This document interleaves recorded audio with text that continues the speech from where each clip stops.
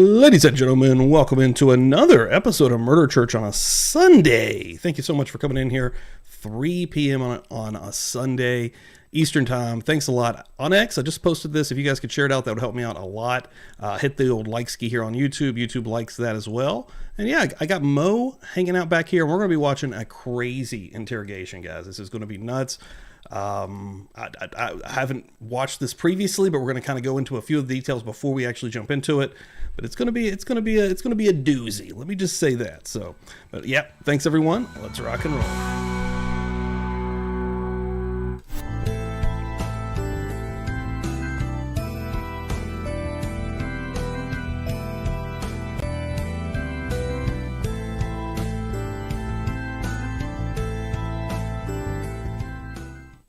Let's rock. Ladies and gentlemen, welcome in here. Thank you for coming. Murder Church, episode 2 on this Sunday. Got a special for you here today. I'm glad that the fine folks have come in. It looks like Botrix has woken up, which is sweet as well. Let me make sure this is working. Boom. Pokemon already hanging out in here. That's what I like to see. Nice. Yeah, just posted this out. If you guys could share it, that'd be awesome. Right here, we got Mo hanging out back here. I'm about to bring her in. Again, this one is nuts, guys. This is one that I've been wanting to do for quite some time. Again, I was telling Mo in the back, there's this Twitter feed, this X feed, Morbid Knowledge. I think that's the name of it. If I might be butchering that, but I always retweet it. If you're posting, if you're following me, I'm sure you've seen me send this out before, but it's just endless, crazy, morbid knowledge. And I mean, the name is perfect. So, but this was one that kind of came across. This dude's name is Daniel Rakowitz, again, known as the Butcher of Tompkins Square Park, New York City. This interrogation is from '89, but without further ado, folks, thank you so much, and let's get Mo in here. Mo, what's up? Hey, so yeah, you sent me some material on this guy, and a random guy who possibly serves his ex-girlfriend to homeless people. You had me at hello. Dude, yeah. I was like, you know what? I've been wanting to do this, but I wanted to do it with someone that I think would be perfect for it. And I think, Mo, you're the perfect one to watch this insane interrogation with. Well, I mean, I'm sure every defendant has had, the choice put before them to nibble or to not. This is sharing the wealth in a way, like feed the homeless and get rid of your, girlfriend. Dude, I mean, in a way, you kind of have to, shine a light on this guy. All right, let's just talk about Daniel Rakowitz, the activist, the man that was going out on the streets of New York City and trying to feed some homeless folks, but it might have been with his girlfriend. He might have made some brain stew or some brain soup here. I know. This is just... in the church, and I like the name of this cult, the Church of, and right here on Murder Church, it's perfect. This is a perfect episode. The Church of the 966. Is that an area code? What is that?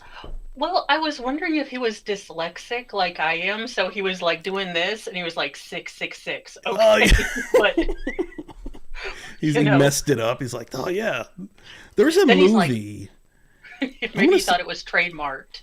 Like 666 was trademarked, so we just had to change it. He's like, this is mine. Whoever owns it. You know what, Satan? Screw Satan. I've got my own thing, guys. That's what happened.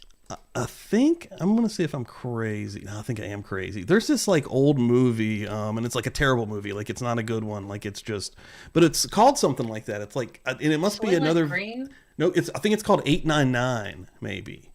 Oh. But those numbers is what's messing with. No, I don't think it's that either. Huh.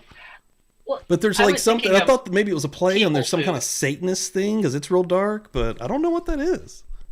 Well, so my only other thought about that was that he said by 1996 he was going to be president and possibly beat the famous Austrian painter from the 30s. Whoa! Apparently, he was an opening act. So, wow, I didn't know that. Yeah,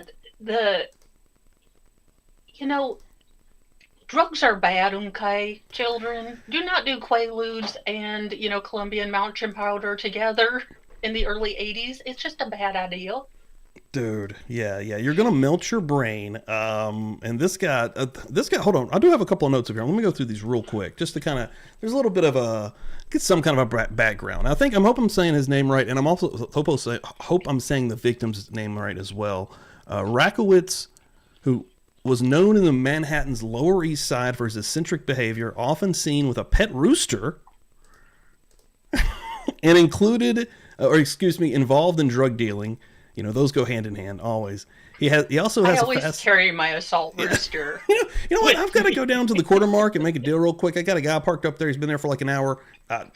And my rooster's name is Charles. Get in the car, Charles. We're going down. We got to make a All make a quick I see run. is now drug kingpins instead of Rottweilers and pit bulls. Dude, that needs to be the future. Dude, he was onto something Clux. actually. Sir Clux will. Bro. These little dudes with little spike collars on, he's just like, we're ready to go, baby. I'll scramble your omelets. He also had a fascination with Satanism and claimed to lead a cult named the Church of the 966. Then we go down here just a little bit further. The crime in August of '89, Rakowitz murdered his roommate Monika Beerle, a Swiss dancer.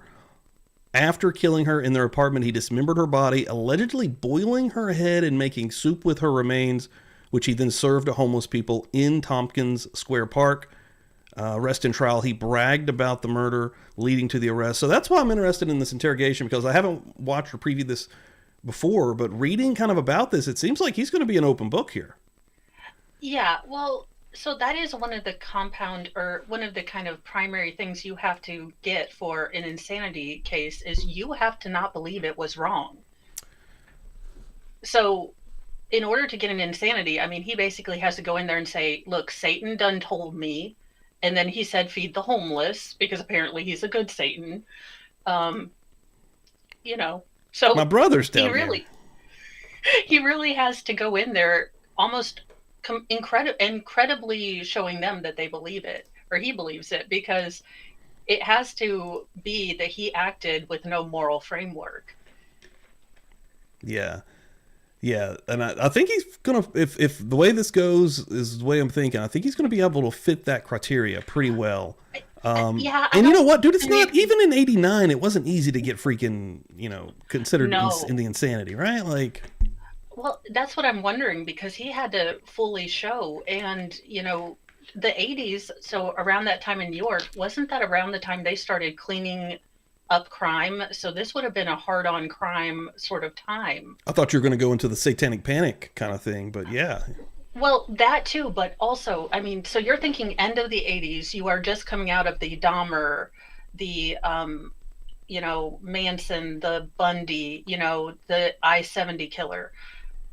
You have a guy accused of cannibalism. I mean, there has to be some profound mental sort of degradation for them to not show that they take cannibalism seriously in New York. Yeah, and that's a good point too. New York City, New York City does not fuck around at all.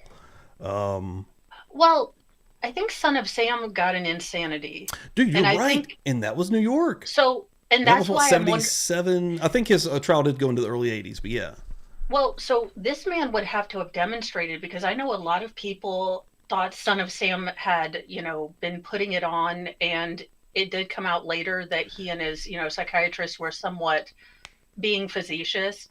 So this man would have had to been all the crazy to kind of pass muster. So yes. I'm ready for all the crazy. Like kind of hoping he comes in this with his head spinning. Dude, that's why I really was excited about this, because I mean, the crime is horrible, and it's it is what it is. But dude, when you see something like this, it's different, man. Like when you watch the interrogations and they're kind of they're hiding something. They're hiding something, but they're still trying to act calm. They're acting normal. They're trying to act like a human being. You know what I mean? I want to see if this guy's going to be not acting like a human. No, maybe not acting like a human being, but showing his true colors. That's where I'm going with it. Right? Like everyone's always hiding something. Well, that and how he justifies it. How does he make this? That's a good point. How does he balance this out? Like, well, I was helping people, so okay. Dude, that is going to be trippy if he's like, listen, what? What are you guys mad about? Like, no, like I was feeding 50 people today, guys. She was just lying around the apartment, not doing nothing. Like, this is going to be interesting. So, yeah, folks, let's get in here. One thing on the Son of Sam thing. Do you remember the part where, like, he was? Well, I'm sure you do. It was one of the most famous parts of it. But I thought it was trippy when he was saying that the dog is telling him to do this, like the barking neighbors, like it's just inside of his head and driving him crazy. so what I will say about Berkowitz is I think he was a fantasist. Again, I'm not a doctorologist. I think he was deeply introverted, deeply unsocial, deeply unable to connect with other people. So he probably did have a rich fantasy life. To the level to which he believed it, actually, I think is a question. And then how easy is it for freaking, like, because now he's going to turn to religion, and now he's like found God, and anytime Son of Sam is in an interview, he doesn't want to talk about past crimes. So yeah, it's interesting how a lot of these guys like kind of compartmentalize their existences, quite frankly. But yeah, we're going to jump in here. This is going to be freaking awesome. Everybody that has come in today, I really appreciate it. And yeah, hang on tight. I don't know what to expect. Let's get in here. And yeah, also give this a channel a follow. Red Crime Interrogations and Stories. Hopefully they won't be mad that I'm using this. I gave them not only this plug, but in the description below, I'm putting this full video if you'd like to watch it without a reaction. So I'm also going to put it in my chat right here. And they're a smaller channel. They're at 17K. So yeah, give them a follow. Oh, yeah. Boom. I'll have to look at them because finding these kind of raw interrogations is hard without, the other people's commentary. Dude, that freaked me. Like, even when I saw it, I was like, whoa, who's this guy? All right, let's get in here, see what we got.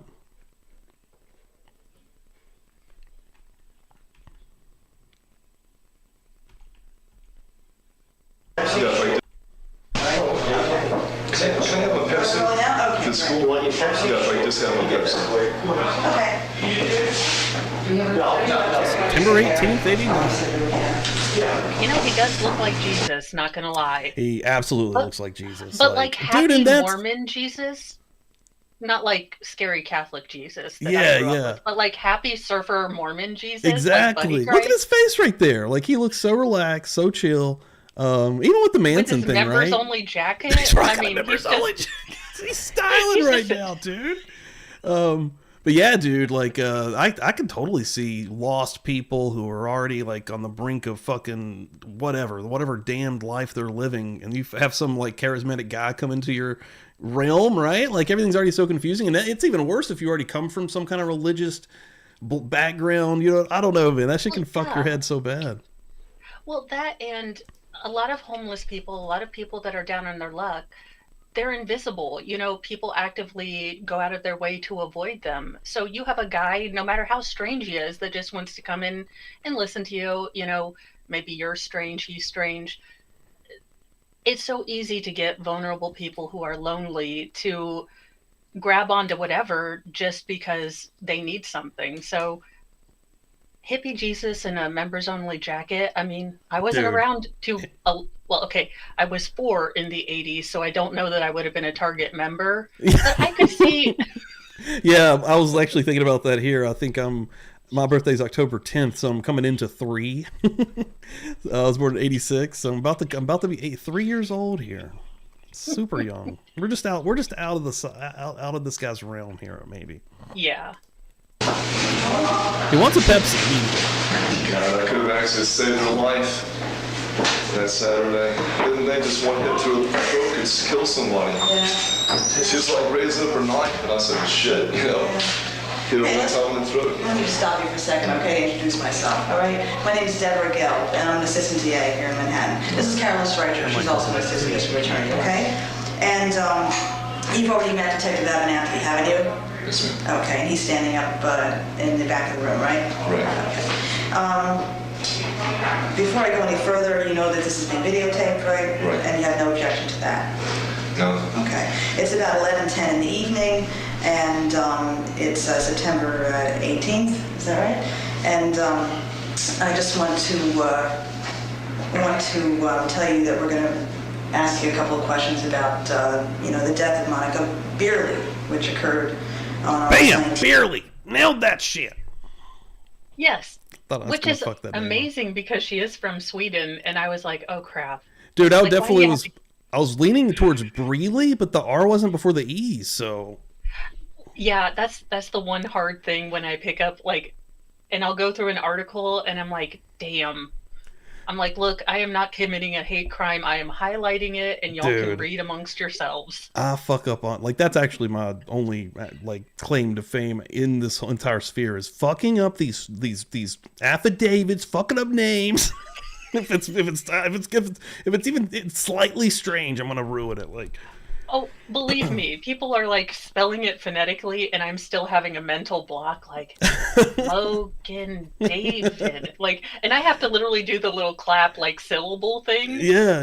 So- In my head while I'm reading, I'm just kind of like, I think I've got this. They're easy to mess up though, man. My worst time actually and this was early. What was that chick's name? It was this UK English lady got killed.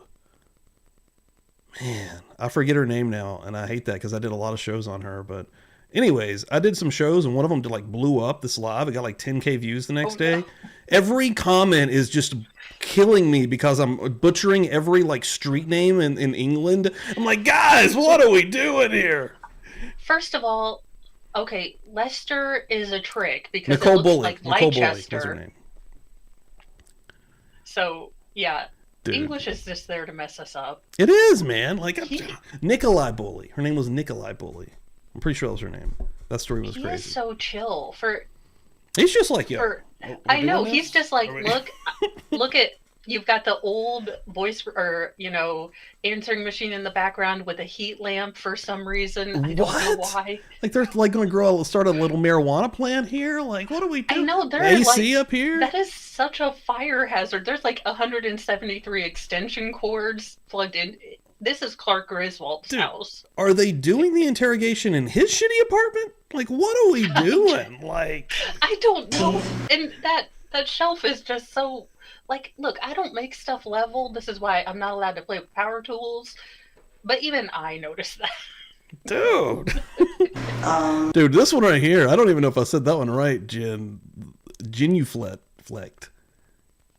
Bending of the knee? Did you know what Yes. that? Never in my life have I heard that. I'm Somebody said recovering it. Catholic. I don't know what Dude. genuflect means. Man, and I was like, did I get that one right? Like, what the hell? What are you cussing at me right now? At 700 East 9th Street, apartment 7. I'm on a roll with And it. before going any further, I want to advise you of your rights. You have the right to remain silent and to refuse to answer questions. Do you understand? Yes. Okay. And anything that you say can be used against you in court. Do you understand? Yes, ma'am. You have the right to consult a lawyer now before any questioning, or to have a lawyer present during any questioning. Do you understand? Yo, Tiff, And get in if you here. don't have a lawyer or can't afford one, a lawyer will be provided for you now free of charge before any questioning. Do you understand? And could you just answer yes or no? Yes. And, Seems very now polite. that you've been advised of your rights, are you willing to tell me the truth now about what happened without having a lawyer? Okay. Now, you've been read these rights before, haven't you? I mean, Detective Avenatti told you you had these rights, didn't he? Yes, ma'am. Okay, and you understood them when he Right. told them to you. All right. Why don't you just tell me in your own words what happened, Monica? I don't know, she started off being so nice. And then all of a sudden, she started like flipping out. When did you first meet her? I met her like on a Tuesday.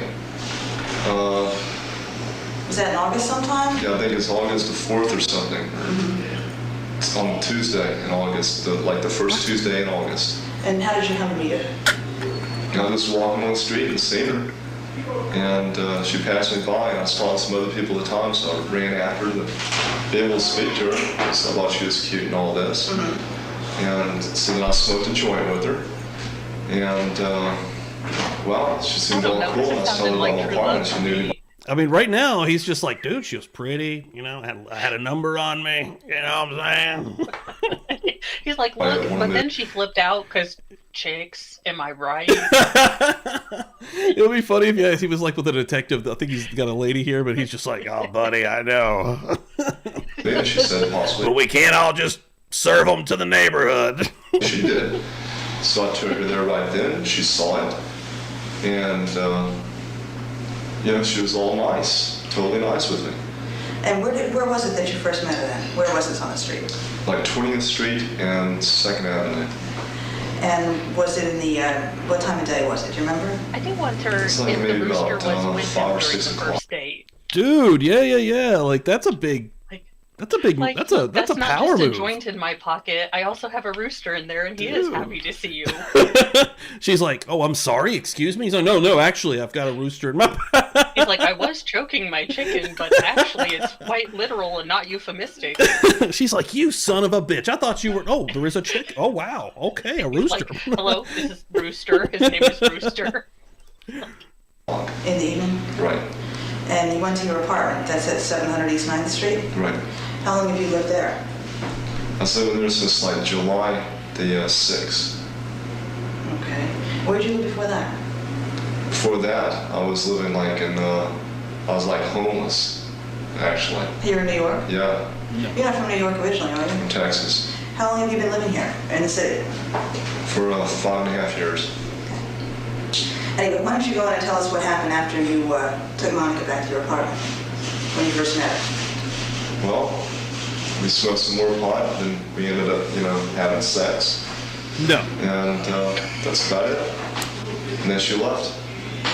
Did you make any plans to see her again? Or Yeah, so the next day, she came over again. We had more sex. And then I didn't see her Thursday, and then Hallmark Friday, by the took her over copyright to this movie. to the real estate office. That's how it And should we were- start too. Like, just oh, this movie's different. I thought this was about a killer. No, and he just comes in as chill as, I mean, as all get out. Like, he could be going to get groceries at this point. He is so unbothered. Yeah, he's just like, well. And Nice you to have. probably have a lady that looks like Tipper Gore or the church lady, and she's like, "So what happened? Did you have relations?" I wish He's we like, could "Look, see her. Actually, that would be great. Because, dude, actually, okay, so it's 89. I have no clue. Just putting it out there, but the possibility of maybe she has been around for a while, dude. She probably has like a hairdo from the 60s or maybe even the early 70s. Dude, I love that about like old movies or even anything really, like even reality shit. Because like you're in this time frame, right? And like he's a younger dude, right? He looks like what you would think about from the time maybe, but like he's probably being interviewed from somebody that's like from a completely different era that looks completely different. Like, yeah, I'm just imagining Miss Krabappel for some reason. dude, and that's kind of like everybody's like, I guess the last 20 years, maybe not, I don't know. I was about to say the last 20 years is kind of the same, but then I do look back to the 2000s and their hairstyles are crazy now to me. So it does always change. Isn't that weird? Like it never stops. No, it doesn't. But they're trying to bring the 80s back, and no, that's true. All the front pleated pants make no one look beautiful. Ladies, we all need to unite together. We stop skinny jeans. We can stop the front pleated butt pants. Dude, those are back. Yeah, the mullets are rocking. Everybody's rocking mullets. Like, has the rat tail made it back? Let's get that guy back in here. Well, here in Indiana, it never went out of style. You see. Every once in a while, I'll still see one too. But if you want to look like a metal Padawan, it is in style, large and in charge out here. No, this is all completely off topic here, but I'm watching this show right now called Avenue 5. It's an HBO show. Have you heard of this show? No. Okay, so I'm not going to go into depth on it, but the rat tail thing, like this guy ran, like it's just this hilarious scene. There's this guy that has a ponytail that's a badass already in the show. You know, he's going to come up and it's a comedy. You know, he's already kind of like, you know, saying, "Well, I've got a pretty badass ponytail here, guy." And the guy just looks like this like nerd, you know, you can't tell anything about him at all. And he's like, "Well, that's okay." Dude, he just pulls out of his fucking shirt the biggest fucking braided rat tail ever, dude. And then the other guy with the pretty badass ponytail, he's like, oh. He like starts backing up. He's like, respect. The lease made in her name so she could pay the black rent so that I could really just stay there. And we had an agreement that I could even stay the month of August free and paid like $302.50 starting September 1st. How big an apartment is it? Like 2 bedrooms, a kitchen, a living room, and a bathroom. Anyone else live there? Yeah, like Sylvia and Ed were living there too. In a separate room? Or? Well, there's like coming over there and staying there every once in a while. paying any rent there? None. They didn't pay rent before that. That's why I had the back rent paid. They agreed I could do this, and so then I had that done. Do you know whether Monika worked or how she made her money? Yeah, she was like a go-go dancer of striptease, actually. Do you know where she did that? I think 35th Street or something. Yeah, like she was a that. stripper. That's right. Did you ever see her when she was working? No. You never went to where she worked? No. Yeah, I don't think they have a breeder Whenever she boyfriend moved in, that it's works at like- a food bar. I would like to know more, and maybe there is possibilities of finding out more about her. Like, that's pretty interesting. She's Swiss, right? Yeah, she's Swiss, ending up in New York, and she's stripping here, trying to make ends She was meet. a student at the Martha Graham Center for Okay. Contemporary Dance. Okay, so she was did have a probably- legit. Okay, cool. Because I was like, that's random. Like, Yeah, but she was a dancer at Billy's Topless. okay, so she's making money doing that. Okay, that makes sense. I was wondering if like she came here to try to figure it out, and she ended up there. That's Yeah. pretty dark. But nah, that's actually sweet. She's owning that shit, right? Yeah, I mean, honestly, if you come out without debt and you get to do what you like and it doesn't Absolutely. bother you, hey, you're not my daughter. I would have a totally different idea if it was my kid, but I'm okay with her doing it. Yeah, dude. Yeah, that's because you can end up in some dark spots, dude. Like, but no, if she's doing school and she's like, this is going to make it work, you know. The problem is, what's going to happen? You're going to run into some random fucking cannibal. You never know. Trust Hey, no one in a members only jacket. some things never fucking change. I'm just saying, New York City out here, represent. Total hell that started breaking loose at that point. What happened? But yeah, like you said, New York actually went through a phase of cleaning shit up. Like, it got nice. Like, Well, yeah, so I'm trying to place that because, like I said, late 80s, early 90s kind of is all a blur to me. and even into I don't 2000s, remember- yeah. Yeah, so I don't remember exactly when, but I will be interested in how he convinces them to go or allow the insanity defense. Yeah, seriously. Like, and I wonder if there's any, I don't know if there's any footage from being in New York, there probably isn't. No, so this is not what psychosis looks like, though. I mean, I know there's legal, insanity, but it will be interesting to see how he goes through this because right now he seems Right now cogent. he's very, very, very normal, right? Yeah, he's able to Very kind of lucid. explain how things happened. He's explaining his logic, like I got a roommate because I was back in rent, and she liked me. We had a lot of sex, and she liked to smoke weed with me. So I thought Yeah. roommate material. Yeah, no, you're right. I mean, like, she moved in on a Friday she done the lease, and right after we'd done it, she says, I don't think that's fair that you're going to live rent-free for the month of August. And I said, well, you agreed to that. She says, well, okay, that's true. I did agree. Just be sure you pay me by September 1st. Sunday, I had a friend move all her stuff in, and I helped her move in also. I even had a broken hand at the time that was still hurting. And I helped her move in and all this. I went out to go get pizza supplies because I was going to make a good pizza, which I did that night. And then I discovered that my cat was missing. We had a discussion earlier how her and my cat, I was telling her how this cat here would give your cat problems. And of all things, I came back and found out my cat had been killed by a pit bull in the hallway. She had put it outside and it got killed by a pit bull. When did that happen? Because she wanted to make room for her cat. It happened this very same day she moved in. It was just like, oh, this is my apartment now. I can do as I want to. And do you know what date that was? That was maybe like this is the first Sunday in August. And you said, oh, okay, so she moved in on a Sunday? Yeah. Okay. And so what happened when you came home and found your cat out in the hallway? Well, I was hearing from all the neighbors how my cat had gotten killed by a pit bull in the hallway. And it's like, I really did love my cat. It was like the last one that survived from a fire where all the other kitties had died. So did you suspect Monika had something to do with it? yeah, she was even laughing at me about it. What did she say? She says, well, at least now that cat won't give my cat problems. and it's all smirky, you know. And this is after she already ate a half a pizza, you know, and just like laughing at me then over my dead cat. And there's always something else. But What else happened? that's about it. And just like in the course of the Said he next was from 2 Texas, weeks, Cammy. she was just like totally making threats against me every day. Said she was going to bring her friends to kick me out and all this. Said she found somebody that'll pay rent for the month of August, whereas I always wanted to live rent-free for the month of August. And anyway, then she finally just says, well, as long as you pay me before the 15th for the month of September, that'd be okay. So I paid her $270 prior to the 15th of August. And then like the day after the 15th, she says, well, you know that you still owe me $30 for the month of August. And I said, what? That's for the month of September.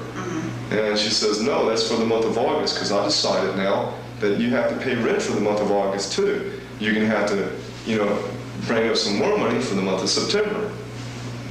And I was like, oh, wow, you know, you can't just go against an agreement like that. When did you have this conversation? When did you change your mind? She changed her mind like on the 16th Of August? of August. And then I was like, no way you're going to do this to me, you know? And then like she started then threatening to bring this guy over with a pit bull and all that. And in the meantime, she was always just like making threats to me. She was making threats to me even prior to 16th, before I even paid her that amount of money. I mean, I'd only paid her like $100, you know, like around the 10th even, where she was already making threats against me, you know, saying that, oh, I can kick your ass because you got a broken hand anyway, and all this stuff. So, Okay, wow, pause. I didn't want to accomplish. Now, I know that there are some very gangster ghetto, you know, butch, whatever, doodly gals that will go in and tell a guy that they can kick their ass. But this is really aggressive confrontational behavior for a female, This if is. you look at it. Now, I'm going to go ahead out on a limb and say he's maybe not the most trustworthy narrator of what happened. True. But this I would need corroboration if I were a detective, because this, as a woman, we're generally not this confrontational. This is obvious. This is also a really quick sort of switch from like casual acquaintance to roommate. Like So, immediate. Like we're yeah, having as a sex and now she's detective, killing my cat. Like, as a detective, I would want to see if that was within her character, because, and I'm sure they, you know, tested all these things out. But this is really odd behavior for a woman, is all I wanted to say, because generally most of us, you know, we can be manipulative. We can, and I'm not saying women aren't cahoots, okay? But this is generally not behavior, especially like I kick your behind, you know, that kind of stuff. So it is interesting. And I'm not discounting that he feels that's the way the story went. It just, something doesn't pass the sniff test as far as this would be her behavior that I believe. yeah, and maybe there's even like some kind of like, because when they're moving, just to put in maybe his mental, you know, whatever the fuck's going on with him to make him be an absolute psychopath, but in the moment, you know, maybe there is some kind of dispute about the animals, right? And he's taking it a completely Yeah. different way. And maybe his cat does end up outside, and what if it dies? And now he's blaming her, right? And he's adding all this Well, more yeah, 'cause, animosity that isn't even real. and you can see a situation if you're moving in and out of an apartment, you know, bringing stuff in, and a cat Oh, happens to dude, run out. yeah, that's like the biggest fear. Make sure the doors are shut. Like, Yeah. yeah, So, I mean, it could have been completely innocuous like that, but because she had said something, maybe just said, hey, I have a cat too. Do you think they're going to have issues? Well, in his mind, he has now put a motive to why she did that. yeah. That's interesting. That's really interesting. But yeah, it does seem, to your point, for the original point, she seems incredibly aggressive to any, immediately aggressive. Like you just met, you just like Well, there's no time and, frame here, right? Like he and if hasn't I'm given getting like the months or situation, anything. Like, if I'm getting the situation right, he allowed her to move in. So why does she now have all this power? yeah, like instantly she's like dictating everything. Like that's how I Yeah, I guess understood it as that's, well. That's 'Cause he where was now I think homeless. he was subletting. So I think he was the roommate of the other two people, and then he couldn't come up with his part of the rent. So he said, "Look, I'm going to try to find another roommate to help me." Gotcha. But Okay. under it, I don't know. None of it is making sense. But the Okay. guy Okay. carries an assault emotional support chicken. So Yeah. Where is the chicken? Where's the rooster, by the way? Is he I know. is I need he to see. apprehended as well? Is he an accomplice? How does that work? I need to see Cluck Cluck's interrogation. Confrontation. And even on the Friday night, I ended up having like The cock is in custody. out with her then, where she scratched my arms, I threw her backward and all this. And this was Friday night, when, the 18th? The 18th, yeah. And Was she around very much? I mean, in the apartment? Did you spend much time there together? no, I just like wanted to hang out in my room at that point because I didn't really want too much to do with her because she was just like totally erratic behavior. It seemed like I don't know, maybe I'm wrong, but she'd like be worked up in a frenzy, like 'cause maybe she was like a crackhead. And here I'd smoke my pot, and she was like totally wanting to be violent with me. There's this like a really cool video series. The guy ended up dying. I think he died of AIDS, and it's super sad. But like in the 80s, and somebody found his footage and put it on YouTube. But in the 80s, this guy, he was somehow an artist, and he was also connected to like some artist that ended up doing stuff. But these people all lived in New York in the 80s when it was still like $300 rent, right? You saw me pop up Oh, Brooklyn yeah. there, how expensive it is now. Dude, it's so cool to watch these. They're like hanging out in like these rundown areas, like, I know. grilling out back, like dude, like it's so trippy to watch. Like, and It real people is. lived here, not fucking elite. You know what I mean? Like, Well, it's insane. yeah, but there were like 700 of them in a small little apartment. Yeah, 'Cause yeah. I always thought I was going to be a hippie, but then I realized I don't like peopling that much. It's a lot of smells. Yeah, a lot of lack of deodorant. Like, yeah, can I borrow your soap? I yeah, mean, yeah. It's too much, really. yeah. I'm with you, actually. And she had raised my sword against me. She had raised a piece of steel against me.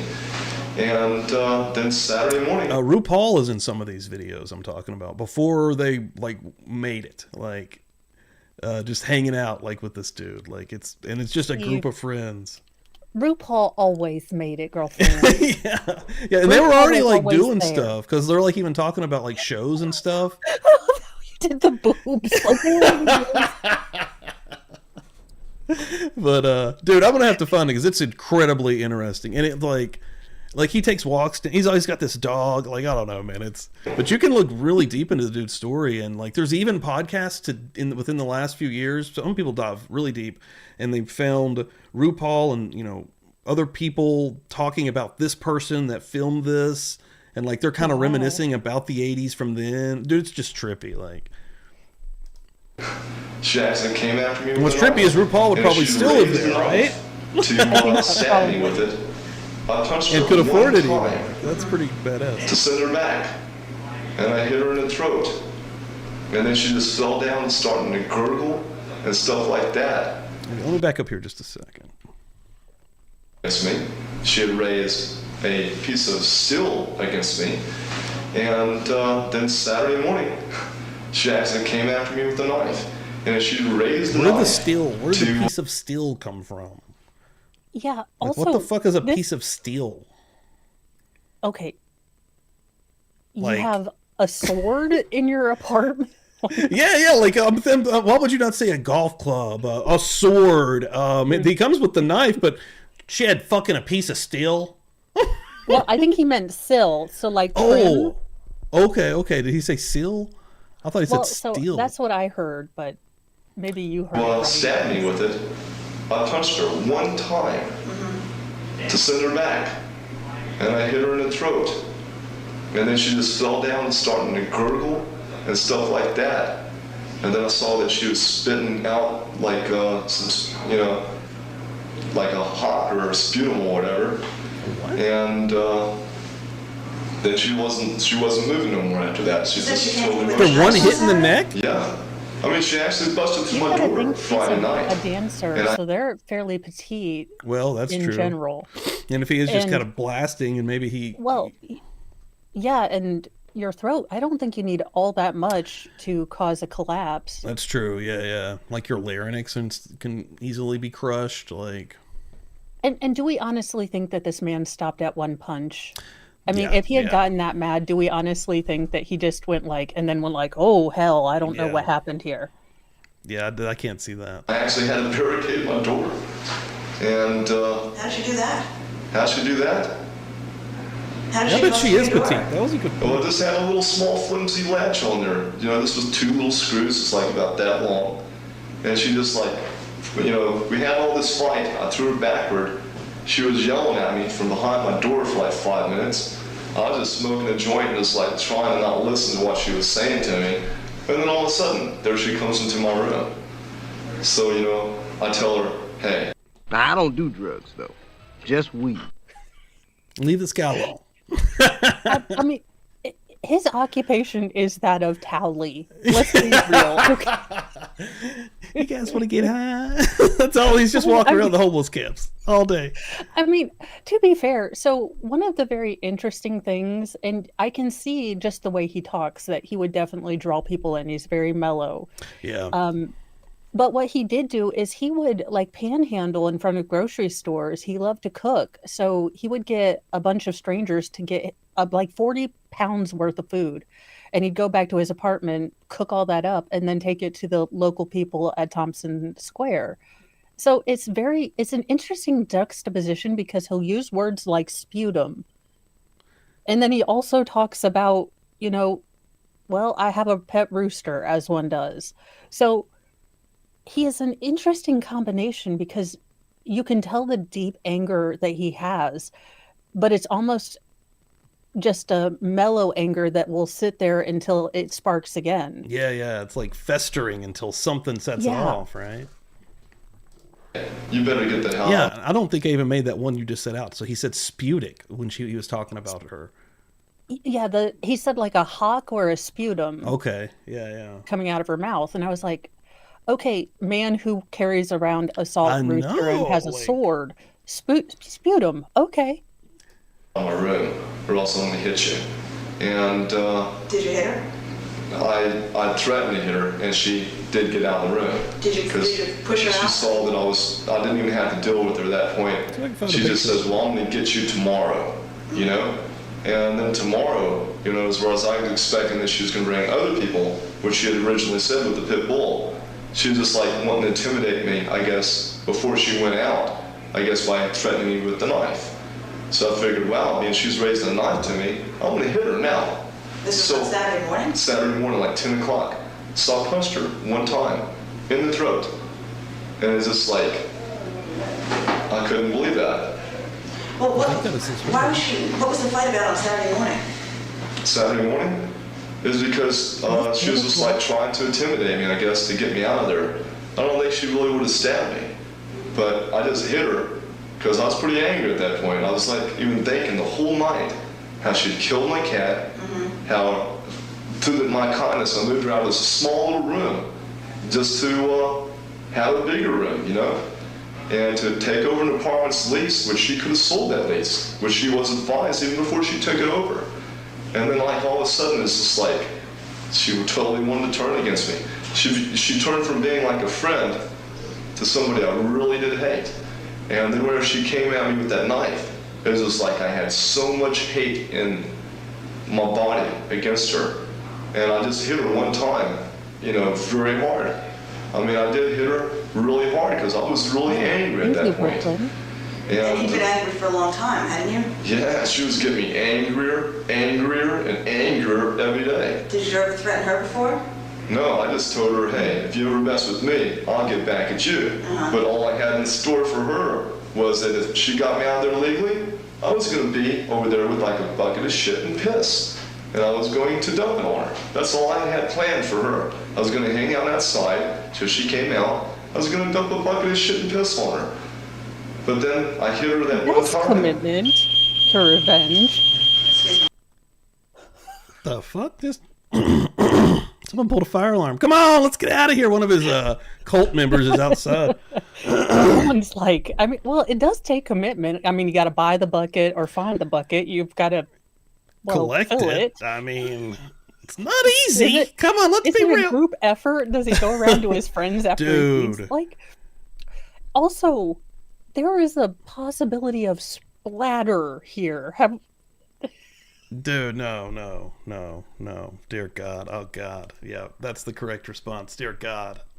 Yeah, this is a no. Like, you could write her a mean letter, you know.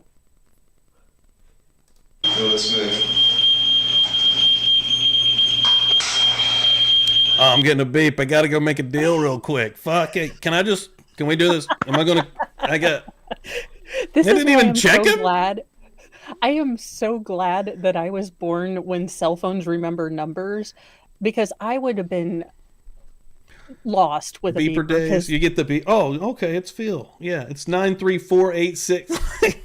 Dude. yeah, I have the amazing ability to mess up numbers as soon as I hear them. So a beeper would have been terrible. Even mine, if like, you're making that call, they're like, oh, or let's say you're calling a Chinese restaurant. Oh, let me get your number. I'm just like, fuck. I get it usually, but there's a moment where I'm just like, dude, do you really need this? I'm going to be there. Oh no, it's bad. My husband's number I still have to look up, and I am don't pretty know sure I've Cassie's, given the yeah. wrong number to a bunch of doctors' offices. Dude. I don't think I know one other person's. I think I know mine here and some my cards go out. Yeah, and it's a struggle to keep mine. So, I know. and I've had it for a long time. And you can get the new phone, you keep the same number. That's me. Like Yes. it's the same. I get worried about that. Like, I know. Business calls? Marijuana deliveries. somebody needs a delivery. There isn't a way I could possibly make a telephone call and say I couldn't make no more deliveries, is it? Not right now. So they need drugs right now. This is a drug call. Why? Stop the interrogation to update my LinkedIn account to tell them I'm no longer in pharmaceutical distributions. That's the best response. How are people going to know that I'm out of business? They're going to know. When you don't answer ever again, they're going to know. He's like, but ma'am, $20 is $20, and I've got, a quarter ounce I need to sell. He's like, y'all didn't even check me. I got this in here. He's like, need anything? Dude, if he starts rolling a joint on this table, I would not be Hey, write it shocked at this down. point. either. All right, it's cool for now. Okay. And yeah, it's just like I see couldn't that believe the over whole there. scene there. Couch drawer, get in here. Their weed. Somebody needs some Can you weed. just turn it off for now? Okay, let's see if there's any other numbers. You have a piece of paper? Hey, just sling it to me for Let's see. You have a piece? Oh, wait, there's something right here. All right. Oh, if I could write down the number, I'd appreciate it You're better. murdering someone. I'm pretty sure you're not going to be able to call. It's over, dude. Yeah, he's thinking he's gonna go make a run after this. Like, I know. I love how he's like, if I could just have a notepad, and if you could just kindly call this number back and tell him I will be with him shortly. he's like, I don't want to leave him hanging. This is gonna go against my my street cred out here. I mean, no, all jokes aside, he is the most committed drug dealer I've ever seen. Dude. He's like, look, I provide good customer service. You know what? I may be going to prison, but can I not get one more out here? Come on. This dude needs his stuff. I know this guy. They're doing it. What is happening? I can see how he has disciples. People are just like, Yeah, all of a sudden, they're at the end of this, like, these two are like, that's pretty, Colt sounds pretty good there. Daniel? Okay. Just shut the beeper off now. Okay, shut it off now. Thank you.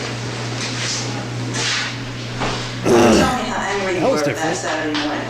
Yeah, I was like totally angered from the night before, And you stayed up all night thinking about it? No, I just went to sleep and I barricaded my door, in case she came with the guy earlier or whatever. And then Saturday morning, I just went ahead and was watching cartoons, smoking pot. And like she came in there with a knife coming toward me, and it's just like, wow, I was overwhelmed with like, what the hell is this lady up to now? What did she do with Coming it? there to threaten me. Oh, she just like had it in her hand. What kind of knife was it? You know, it was just like a little kitchen knife. Steve, I mean, a little, someone's coming little at you with a knife. Were you overwhelmed with the feeling of what the hell? Whoa. How can you still be chill when like It's like, Effer's crazy? But damn. He-Man's still pretty fun. yeah, that's what I was like. He's I'm just gonna finish watching my sugar cartoons snap right before now. this heifer gets here. Like, He's like, Daniel, you hear in the background, G.I. Joe. how? What the fuck, dude? This is a different type of interrogation here. I was just smoking pot, watching cartoons, you know, the norm. Sadly, I'm like, that sounds like a pretty cool Saturday. Not No, that's a gonna good lie. one. That is a Like, very good one. I feel like I could be okay with this schedule. Like, bring back, what is it, Saturday morning cartoons with Recess and Real Monsters and all of that stuff. Dude, like, the bring that ABC back. one. Yeah. Yes. Yeah, the Recess was awesome, dude. Yeah, man, some of these, there's YouTube channels out there today that like are just like blocks from like back in the day, even with commercials.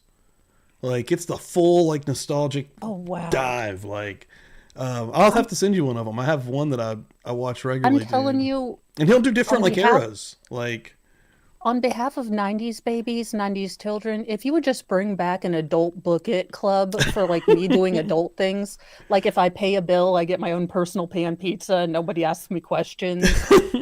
Seriously, dude. Yeah, man. We live in awesome times though, where you can kind of like still, because like back in the day, after it's like cartoons, that's for kids. It is what it is. I gotta go into work. Now if you really wanted to, like this dude, my God. This poor dude, he's still alive in a psychiatric facility. If he truly is like rehabilitated and could come out, he'd be living the dream. He's like, you two, holy fuck, dude, weed? You just buy it at the store? What is happening? This is heaven. Is he could have been a streamer? I could imagine this guy being a streamer. Absolutely, yeah. It's just, and it's one of those tragic things because on the surface of it, you have a young woman who lost her life, and then digging deeper, it seems like you have someone who was trying to help people who had been in a situation that he had been in. Yeah, he's thinking about the homeless folks. So tragic. Yeah, it's weird, man. Because, his brain, like, I would like to know deeper into like what they found. You know what I mean? As we approach the trial and what specialists or experts were actually talking to them, and seeing their notes would probably be really intriguing. Yeah, like. To truly be like, no, this guy's crazy, y'all. They're like, come on. Yeah.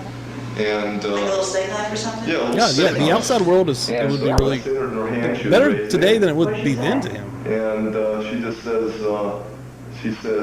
I can kill you or something like that. I'll show you not to mess with me. She says something like that. But I was mostly looking at the knife and just thinking, wow, she's raising a knife against me. So she was like raising her knife. I went ahead and just punched her. Where'd you punch her? Right in the throat. You punch her hard? Yeah. As hard as you've ever punched anybody before? Yeah, well, one time I had a fight with like 19 guys, and then I was punching pretty well too. But that was something else. She went ahead and, took a serious punch from me. I hit her very hard. Because I just had like all this anger and like, oh, you got a knife against me? Yeah. So I just hit her one time. Did you get up to do it? Yeah, I had to get up from my chair and I got up real fast because she was coming at me with a knife. So. How far away from you was she? She came through my door, maybe she was like 5 feet away from me whenever I actually noticed that she had a knife in her hand. Saying, I'll only get you too, or something like that. Did you ever tell the detective that Nancy earlier today? Truly could be self-defense, and then he's just like, you know what? I've never cooked anybody before. I just watched this cartoon where they fucking... He was watching some old Looney Tunes where they go... like, I don't know. I'm just saying, let's just play devil's advocate for a second. This man is actually telling the truth. This chick was coming at him with a knife, and this is how it went down, and then... he went a little too far here, right? He's like, we don't want to waste this. I guess my question would be, again, for women, I could see her using a force multiplier. she's a smaller woman. If she's really now, if she has no regard, she's alpha aggressive, then I can see her using a knife. But this just seems like, again, something that I would need to see a character pattern of her being aggressive. Yeah, it's pretty, and because things she's like been that. aggressive this entire time. Like Yeah. there's nothing, like, it would be better. I wish maybe they would have even said something like, how do you get from sex to the cat death? Like, there's such a big gap of time here. Like, how do you go? It happens very quick. Well, that, and if you truly believed in your heart of hearts that she killed your cat, just break the things off right there. Or the first time she is violent, and can other people corroborate your story? Because a lot of this doesn't sound like the way normal people would behave. And I know I'm more non-confrontational, but again, if I were in a situation where I was probably very petite, grossly under power compared to the other person, I'm going to use, for that time period, a Saturday Night Special. Yeah. It's not going to be this. Yeah, dude. This is, it's crazy. Like, it's hard for either one of us to wrap our heads around kind of what's happening here and unfolding. Like, yeah, because he's so chill. I want to. Like, I'm. Yeah. Did you have a knife? Remember when we talked to him? Yeah. Yeah? So I'm going to talk about a movie in a little bit like, I'm a huge movie guy, and like, we watch a lot of movies here on, Friday nights on Kick. I show a lot of crazy, weird films, but like this one I'm going to talk about, I wouldn't actually show this movie. It's insane. But dude, it fits this story weirdly. Like, it's crazy. Sure about that? Yes. It's way darker than this, but it still weirdly would fit this relationship, I feel like. No, I said that to you earlier about the knife. But you could defend yourself pretty well, didn't you? Yeah. I mean, she didn't have a chance against you, did she? I mean, well, she had a knife, and I just wanted to defend myself, that's all. And I didn't think that would do anything to her. You didn't think punching her as hard as you could in the throat would do anything to her? I was just like, I was mad at her, and I just didn't want to get cut. And I just wanted to let her know, hey, don't mess around coming at me with no knife. Mm-hmm. If you can get me out of here, get me out of here legally. That's even what I told her Friday night. And she tore up this little anti-displacement unit paper, Did you ever punch anyone in the throat before? No. What happened when you did? What happened? Well, she just fell down, and then she just started making gurgling sounds. How did she fall down? She just... Fell on her back? Yeah, she fell down right on her back. And what did you do then? Just started gurgling, and then her arms just went to her side, and she was just like that. That seems... And what did you do then? I don't Then I think was that's... like, wow. He's trying to make it sound like she died like in a movie. I was waiting for her to get up because I didn't think I got nothing to her. Really, I was just like thinking. He's literally saying that one shot to the neck killed her. That seems crazy. And she just died. Like. Well, no, because if your windpipe gets crushed, you have immediate swelling because the body's trying to heal. So you have your airway constricted. So she probably did die fairly quickly. And yeah, I guess if you can't breathe. Yeah, I mean, people unless he was able to do a tracheostomy. Right, because if you do see people choking, it happens very fast. So yeah, you're right. And yeah, but I mean, it doesn't seem unlikely. It just, none of this makes sense. Yeah, this is crazy. But it is interesting to note how he reminds them, because police will do this in interrogations, ask you kind of the same question out of sequence, to try to see. And he is perceptive enough to pick up that they've already asked him this question. Okay, yeah. And so he's keeping with the timetable. So again, I'm trying to figure out where they're coming up with the insanity defense, because they only really have to prove that he was out of his mind at that moment. Right. Yeah. Yeah, I was thinking. And right now, he doesn't sound like he was out of his mind at all at that moment. He was very much I can't tell if he's high right now or incredibly just chillaxed. Yeah, is this his base like always? Like, well, I don't know why the hell she's faking it. And then I he's went in incredibly and chill, joint just murdered somebody. smoked the rest of my joint. waiting for her to get back. All right. Thinking, Now we're entering maybe the crazy part. So he kills her and finishes his joint? Okay, maybe, just maybe we're judging a little too early. She was faking, Damn. as you do. Get up. Fuck, what are you doing? What are you... He was probably like, good Lord, I'm going to need to deal with this, but I'm going to smoke first because I have my best ideas when I... He's like, oh, shit, what are we going to do? Thinking cap. It's that meme with the guy pushing one button like, A, call police, take care of this, or B, smoke another joint, get another idea. Yeah, he's sweating. Always the joint. faking on me. And I was thinking, why the hell would Wow, she be that's faking insane. on me like this? Why was she? I didn't know. And How long did it take you to smoke the rest of your joint?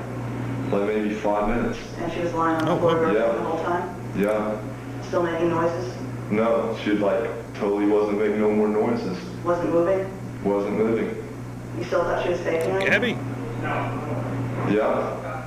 I still was thinking she was faking on me until finally I got up and I touched her. And she wasn't responding at all to the touching. Where'd you touch her? I just grabbed a hold of her shoulder and said, hey, Monica, why are you doing this, Her eyes? Get up. Yeah, her eyes was open. Was she breathing? No, because then I even lit a match and I put it in front of her nose. And no, the match wasn't moving. Classic way to tell if someone's breathing. I always do that. That's usually what I do. I usually actually light a match. Now I use a lighter. I mean, it didn't go out. It just sat there. So I immediately knew that. I think that's what doctors do, right? That's how you tell. Or you put your ear next to their chest. But if that doesn't work, you could always, do you remember I was already going to light with... one up. I just thought, why waste the fucking match? Very true. That's probably he was using the match to smoke another joint because she's Jesus Christ. obviously faking. What's happening? I think it's a members only jacket, Brooklyn. I think it actually is a members only jacket. I don't know. It looks silky, but it also could be leathery. So yeah, those members only have that vinyl vibe, right? Like that Yeah. slick, you know what I mean? slicky satin polyester. Yeah, like it's making noise. Like he's definitely. Did you feel... Those windsuits. Do you remember the early 90s Yeah. windbreaker jogging suit? And you sounded like... Yeah, I totally had a little outfit for school in elementary school, like for sure. 170 colors. None of them matched. yeah, dude. Those need to come back. They maybe have come back, man. No, I remember they don't. when we were in Bury our them. when we were in our. I'm remembering Saturday Night Live and Mad TV making sketches where moms are wearing those, right? But little Yes. kids were rocking the fuck out of those. Like, Well, yeah, because you get for a parent, you got a whole outfit, and it's 193 colors. So even if they get stains on it, it's not like anyone's gonna notice. that's true. You're like, it blends right in there. Sad. Yeah, I felt her heartbeat. And I figured, well, her eyes are open. Maybe she's not even, maybe she's holding her breath. But I wasn't seeing her stomach moving at all, though. And I was thinking maybe she's holding her breath because I touched her heart. And her heart was still beating. So she was alive, right? Yeah. So her heart was still beating. And so I figured, wow, this is really tripped out. I don't know why you're faking this. And I was even telling her that. I don't know why you're faking being like this. And she just did not get up again. And so I was really tripped out. Dude, he could have broke her neck and literally paralyzed her. Well, yeah, and suffocation, your heart's still going to be pumping. You're just not getting any oxygen. So Yeah. So she's actively dying while he's that's fucking. while he's like, great. this is trippy, and Yeah. why are you faking? Yeah, he's painting the picture a little bit more clearly with some of these answers, and they're fucking weird. Yeah, because he's just like, oh, Yeah. it's weird, man. Like, You realized that her heart was still I'm not a beating, doctor or anything, but her eyes, bro. Like, but she wasn't moving. But I tried the match trick, and obviously, the old Robert's classic back match on trick. 911. Call 911, then light a match and put it under their noses. Yeah, that's the first thing they actually tell you when you call the 911 operator. Have you lit the match yet? Have you checked? Realized that anything was really Well, of wrong. course. I just figured, First thing they teach you. I'm thinking that I was really thinking she was faking it. There's a joint in his I was mouth thinking this whole she was, like, time. breathing Keep that in where the I head. couldn't see it, and her heart was still beating all this time. Oh, if I had to do it over again, I would have dialed 911 and called an ambulance. But I didn't realize that she was not faking it. I didn't think that I could do anything like that. I didn't think somebody could hit a person in the throat and just making them totally dead after a while. I mean, her heart was still beating. Well, you hit her really hard, didn't you? Yeah, I hit her hard because she was coming at me with a knife. But I didn't realize that if you hit a person in the throat, that would do anything, really. You didn't realize it might cut off their air supply? No, I just figured by hitting her in the throat that she just, like, would not leave, she'd leave me alone. How long was she lying there with her, heart beating? Oh man, for like 45 minutes. And what did you do? Did you smoke another joint?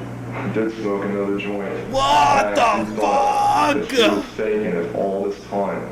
That there was nothing wrong You with didn't her. call 911? Oh my Her heart was god. beating. You know? She was still must have been getting air for her heart to be beating, right? Have you ever had any fights with her before? No, it's not where I, hit her or nothing. She had scratched me the night before, in which I threw her on her butt, and she fell backward and all this. And then she was like coming at me again. I slammed the door in her face. And then like she went through my door later, and then I said, hey, if you come in here, I'm gonna hit the hell out of you. You said that to her Yeah. Friday night. Yeah, Friday night. And she says, well, I'll get you tomorrow then. And she was telling me how earlier Friday she was going to bring in the guy with the pit bull. And so I was like, well, said, bring him in, I'll kill this dog. That's what it said. So for all those 45 minutes you were sitting there watching her while she was on the floor? I was watching cartoons and smoking joints. Oh and my just thinking, god, dude. wow, she's faking this. 'Cause she's still breathing. I mean, I'm still breathing. What happened That's after I fucking think she was thinking dark. of breathing. After the 45 minutes, then wow. See, I actually even left out. I went to make a pot delivery of all things at Tompkins Square Park. Fucking beeper went And off. I came back. What like, the about fuck, 2 dude? hours This is later, crazy. And she was still lying there. She was still breathing? He went and made a No, pod I was delivery. She was cold. That's when you realized she was dead. That's when I realized she was dead. What did you do then? And I was very fearful. And Dude. then I went ahead and did what I did. What did you do? The horribleness in which what I did to her.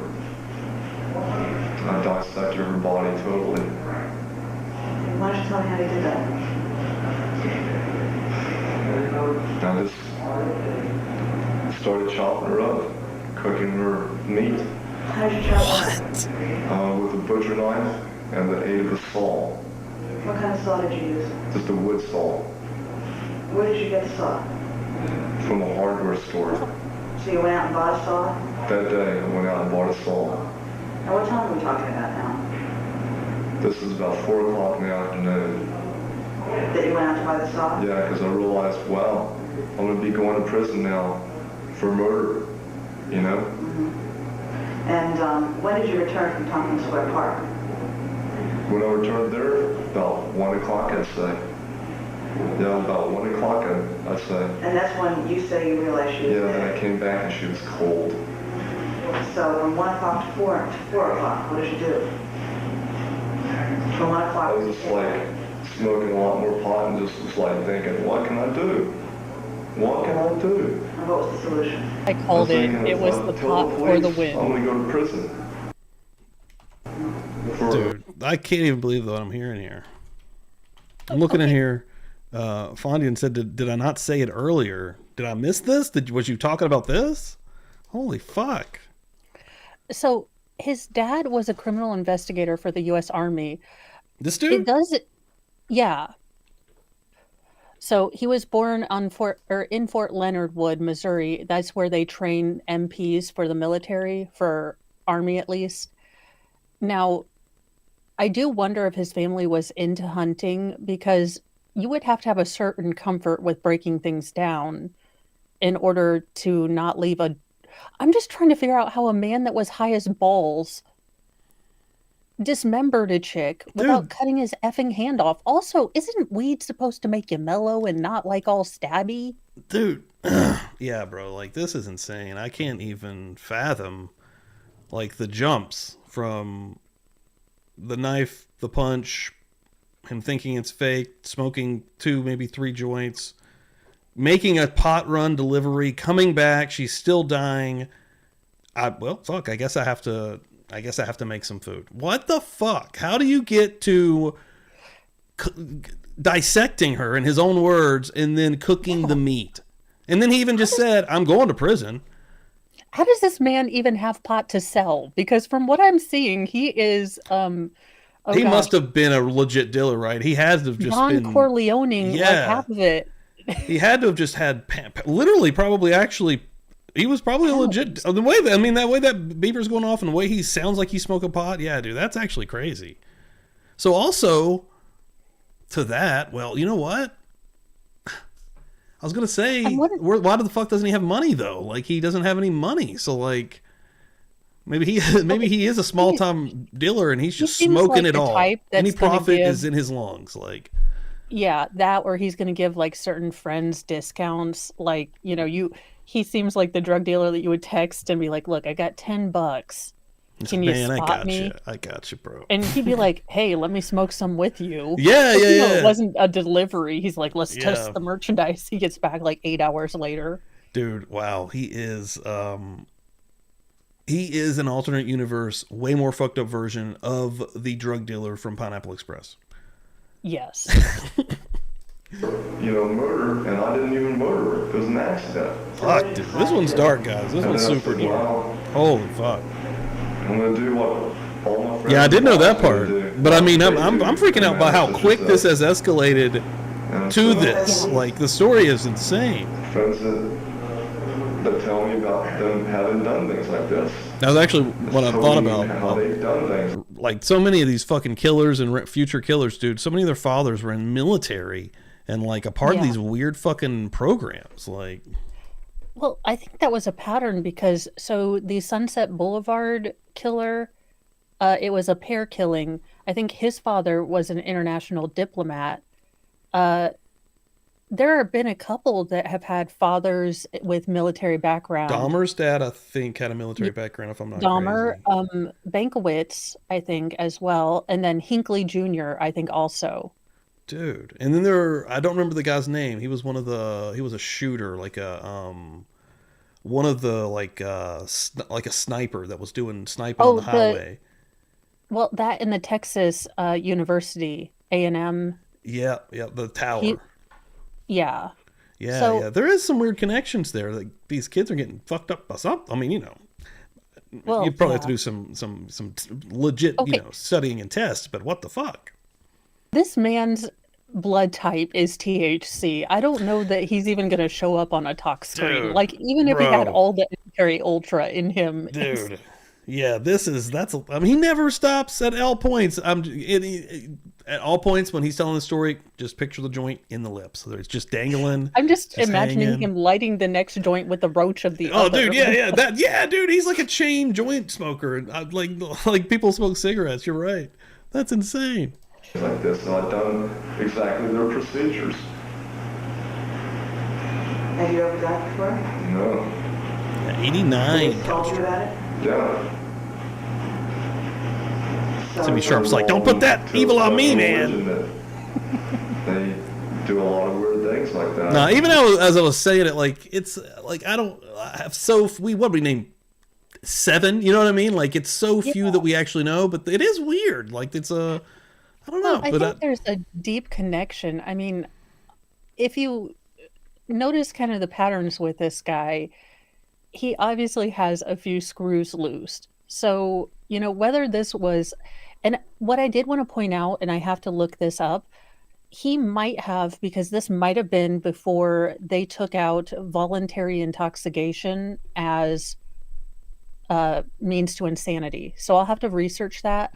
But it used to be in certain jurisdictions, if you got yourself so high that you lost touch with reality, that was considered, it could be a form of insanity defense. Now they have modified a lot of the insanity defenses I could see that to with where, hallucinogenics, though. I mean, if well, you're on yeah, LSD voluntary or intoxication is no longer a thing, but if he was as high as balls as I think he was, they might have been able to sneak that through. like this sounds like he should be on like a hallucinogenic. You know what I mean? Like he should be like tripping balls, and he's ended up here. He's just on fucking weed. Like what?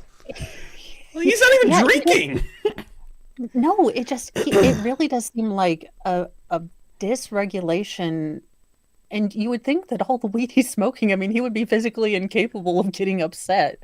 Like the Dude. fact that he's not just covered in like candy bar wrappers.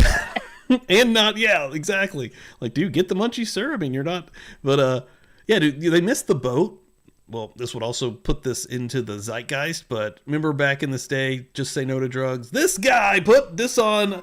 This is your after school special. Right here. Your gateway drug to fucking cannibalism apparently is weed. So let's just.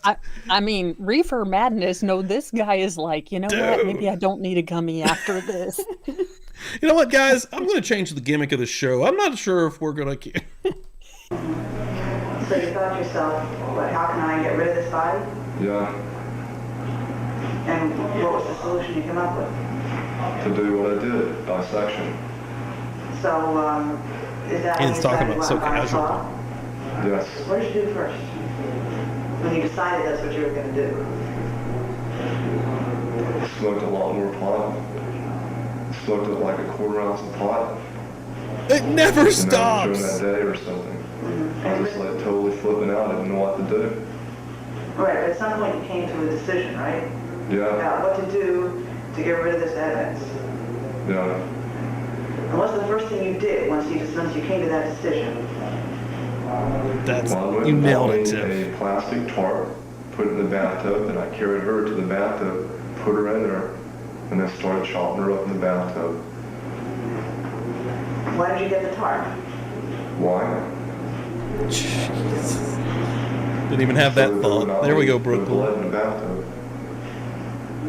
And you did it in the bathtub as Yeah, because opposed this to, dude keeps the floor? totally Yes. spotless apartment. He's not growing psychedelics on the bottom of his shower. I mean, Blood would most likely run, because I've skinned many animals in the past. Deer, hogs. oh, he Dude. has field dress a deer. Never If- mind. If that's true, Pokemon, that makes way more sense if he was actually on LSD or acid, man. Like, Okay, acid makes much more sense. that would totally make sense. Like, I want to love watch that this we're- Geraldo interview, actually, too. I know. Next weekend, we're here Dude. for Geraldo. Dude, I'm going to see if I can find that. And even one cow. I mean, And so it after does you make put me. her in the I love how we're bathtub, both like, oh, it was totally the acid. Like, it can't be weed. Dude, like, it's just, that's insane. Like, If he he had murdered has to Bob just be off his Egos. rocker. Like, If he had murdered a box of Eggos, like, I'd have been like, okay, it's the weed. yeah, fine, sure. Like, Raised up above the let's make fun of this. bathtub so that all the blood would drain down, and so that it would flow downward, so I could get all the blood out of her body, which did work. how long did that take? That took maybe about an hour or so. Just because the blood was like, it didn't squirt out whenever I cut it. It didn't even come out right then. Where did you cut her This is in order to drain the coagulated. blood out? Right here. On the left side of her neck? Yeah. How did you know to do that? I don't know. I just thought that was the thing to do it. And what did you do next? Because I heard from people before that, like here and here, there's like main arteries. So either which side, it's going to drain your body, the blood. After that, what did you do? That's about it. I didn't After you drained the cooked her blood? all up. Cooked her all up. Now, how did you cut her body in some way? I totally cut her body up in a lot of different pieces. So what did you use to do that? The butcher knife and Coming into a saw. deep one, Megan. The saw that you had bought at the hardware store? Right. And what exactly did you use the saw for? To, like, the saw was only specifically used basically for the bones and cutting off the head. And you knew you But, need something something sturdier than a knife to do But I that. realized then after doing it, that the best way to do it was like to take off one limb at a time with the butcher knife, because I could cut around the ligaments and bones better. And then the saw, I knew I was just going to have to use that to recut the bones later. In which that saw didn't even work with all the bones. I had to use an additional hacksaw, which I already had in storage. When did you cut her head off? Right away. It was like the first thing that went, and the hands and the feet were next, which I boiled them right away. How long did all this take? Total, doing everything was about 10 days.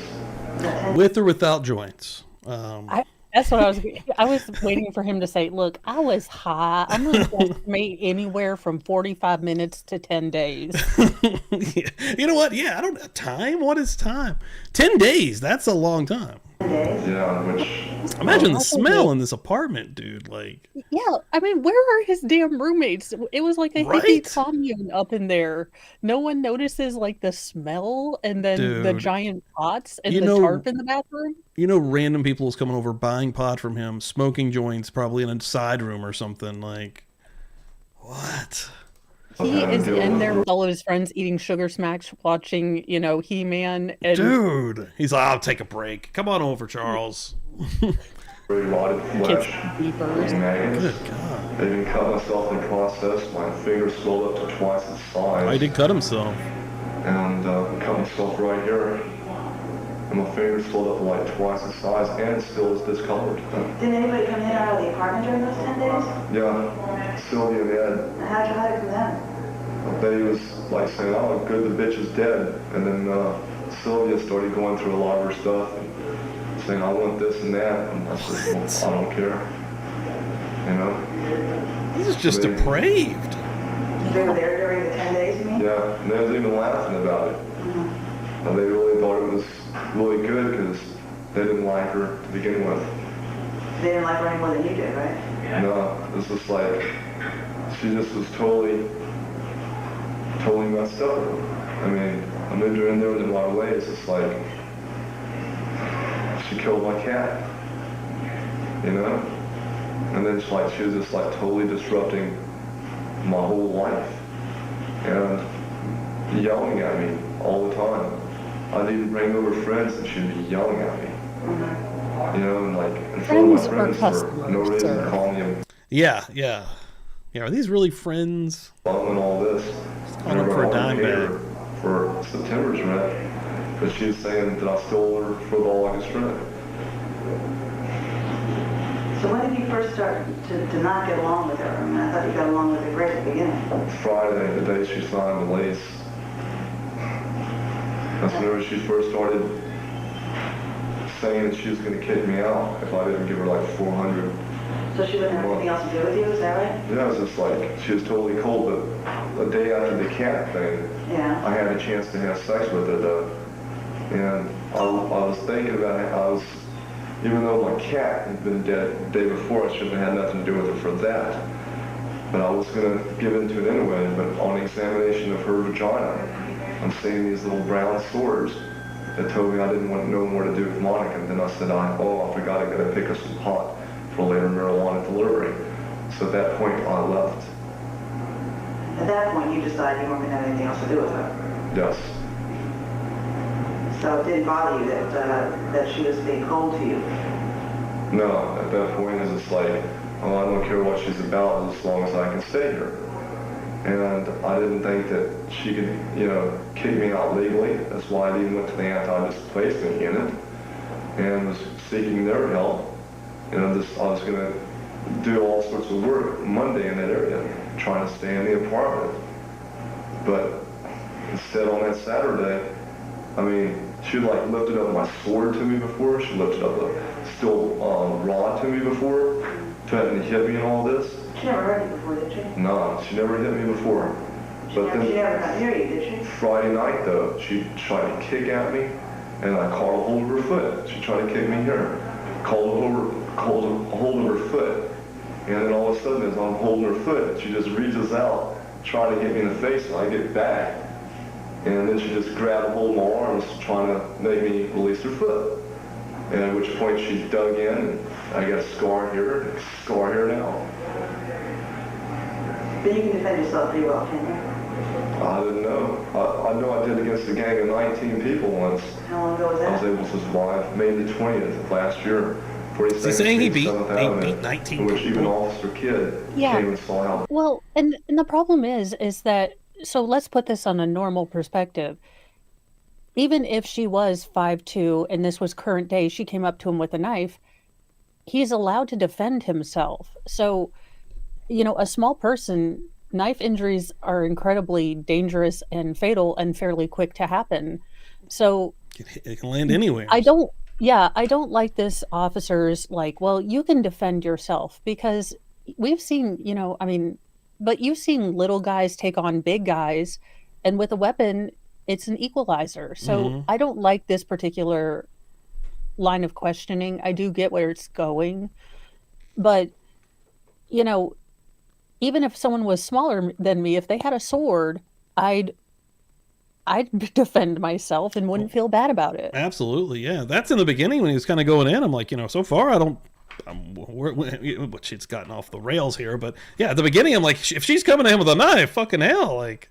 Yeah. So But yeah. I think that's, it's really weird because, again, who was subleasing to a bunch of hippies? I feel like we needed an Archie Bunker super in that apartment. Like, get out, all you hippies. Get the hell out of here. Anybody looking for jobs? Anybody? Selling that damn dope. He's with the knife precinct now, and he saw how bloody I was. Dope's ruined this country. From that whole fight. But they was trying to kill me, and they were not able to kill me. I was able to stab and slice approximately like, I don't know, maybe like about 5 or 6 people. You got a knife with you, and that's how you defended yourself? Budweiser beer can, I ripped in half a 16 ounce. I just wanted to live, that's all. I don't believe in somebody wanting to kill me, that's it. And Monika being a woman, that's no exception. I mean, if somebody tried to kill me, yes, I'll defend myself.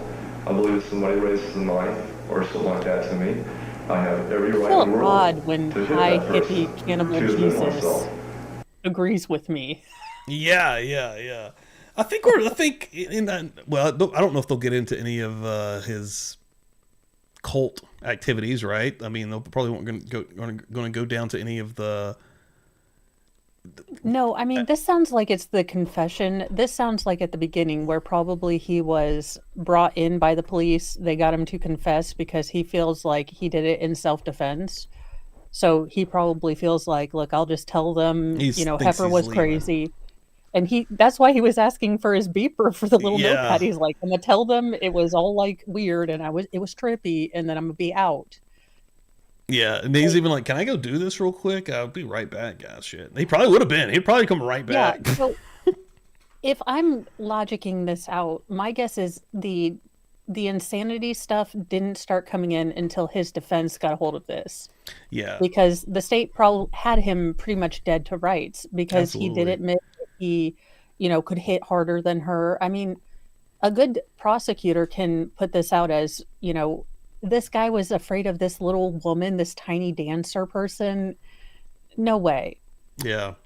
I think we are kind of getting into just the rhythm of the way the events unfolded, right? Like, that does sound crazy to me. Like, I mean, that actually does seem like that he's mentally unwell to be able to go through those motions of just dissecting someone while just also over the course of 10 days, while also relaxing, while also having a social life with friends. I mean, all of these things are still happening at the same time for 2 weeks. Yeah, and most people, I mean, just the act of killing someone alone would traumatize most people. But then to the lengths, because he goes into great detail, he says, look, I learned you can't use a hacksaw for a bone. You got to go around the ligaments.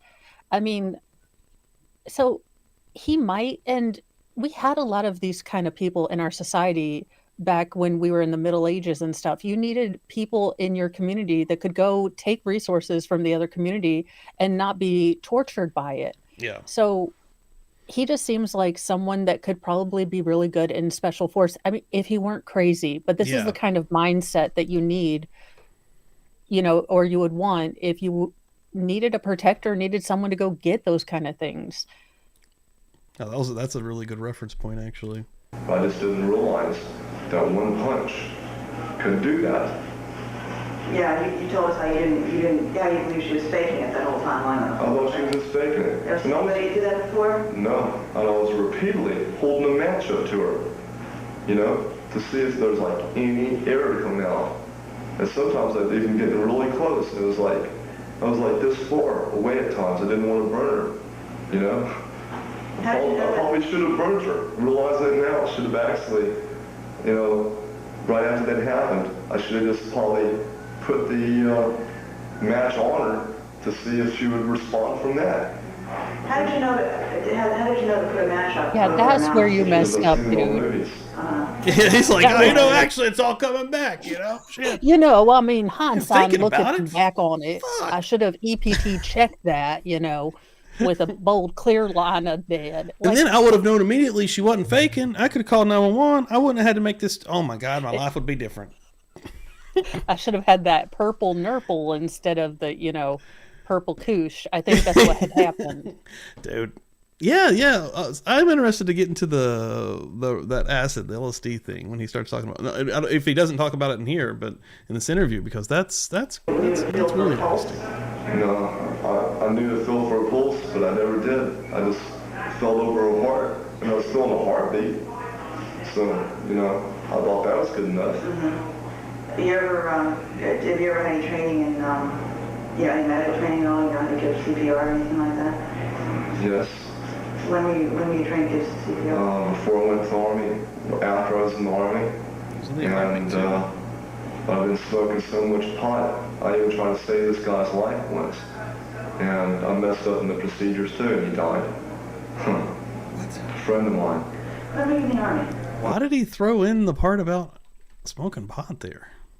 After I was in the Army. We just missed an opportunity to Yeah, tell us about his. What the fuck? There's no reason. There's like, well, I was in the Army, and after I smoked some pot, I saved this guy's life.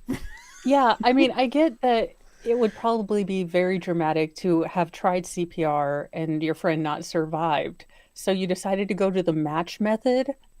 Yeah, he's like, I've got to change this up. That was just too dramatic. And I mean, even if, say you can't do it, then you call someone else who can do it. Like 911, pal. Yeah, like.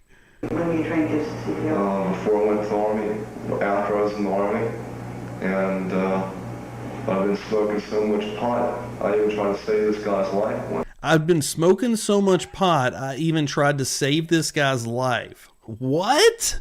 If it... He truly is truck stop Jesus. This Bucky's is Jesus crazy. right here. Procedures too, and he died. The picture's clearing up a little bit here for me. When were you in the Army? He's definitely out there. Where were you stationed? Abbott and Proving Ground, Maryland. And Still smart, man. in It's addition weird. to learning CPR, what else did you learn? He's dumb, but he's fucking a little too smart for my liking. Dude, he's so fucking dumb. He was in the military police too. Dude. How do you go from MP to local drug dealing beeper guy? What the fuck? Arrested like 19 people. Yeah, this story needs to be told. What kind of weapon did you carry? 45. Anything else? It was 16 also at times. Did you ever injure anyone? No. Did you ever shoot anyone? No.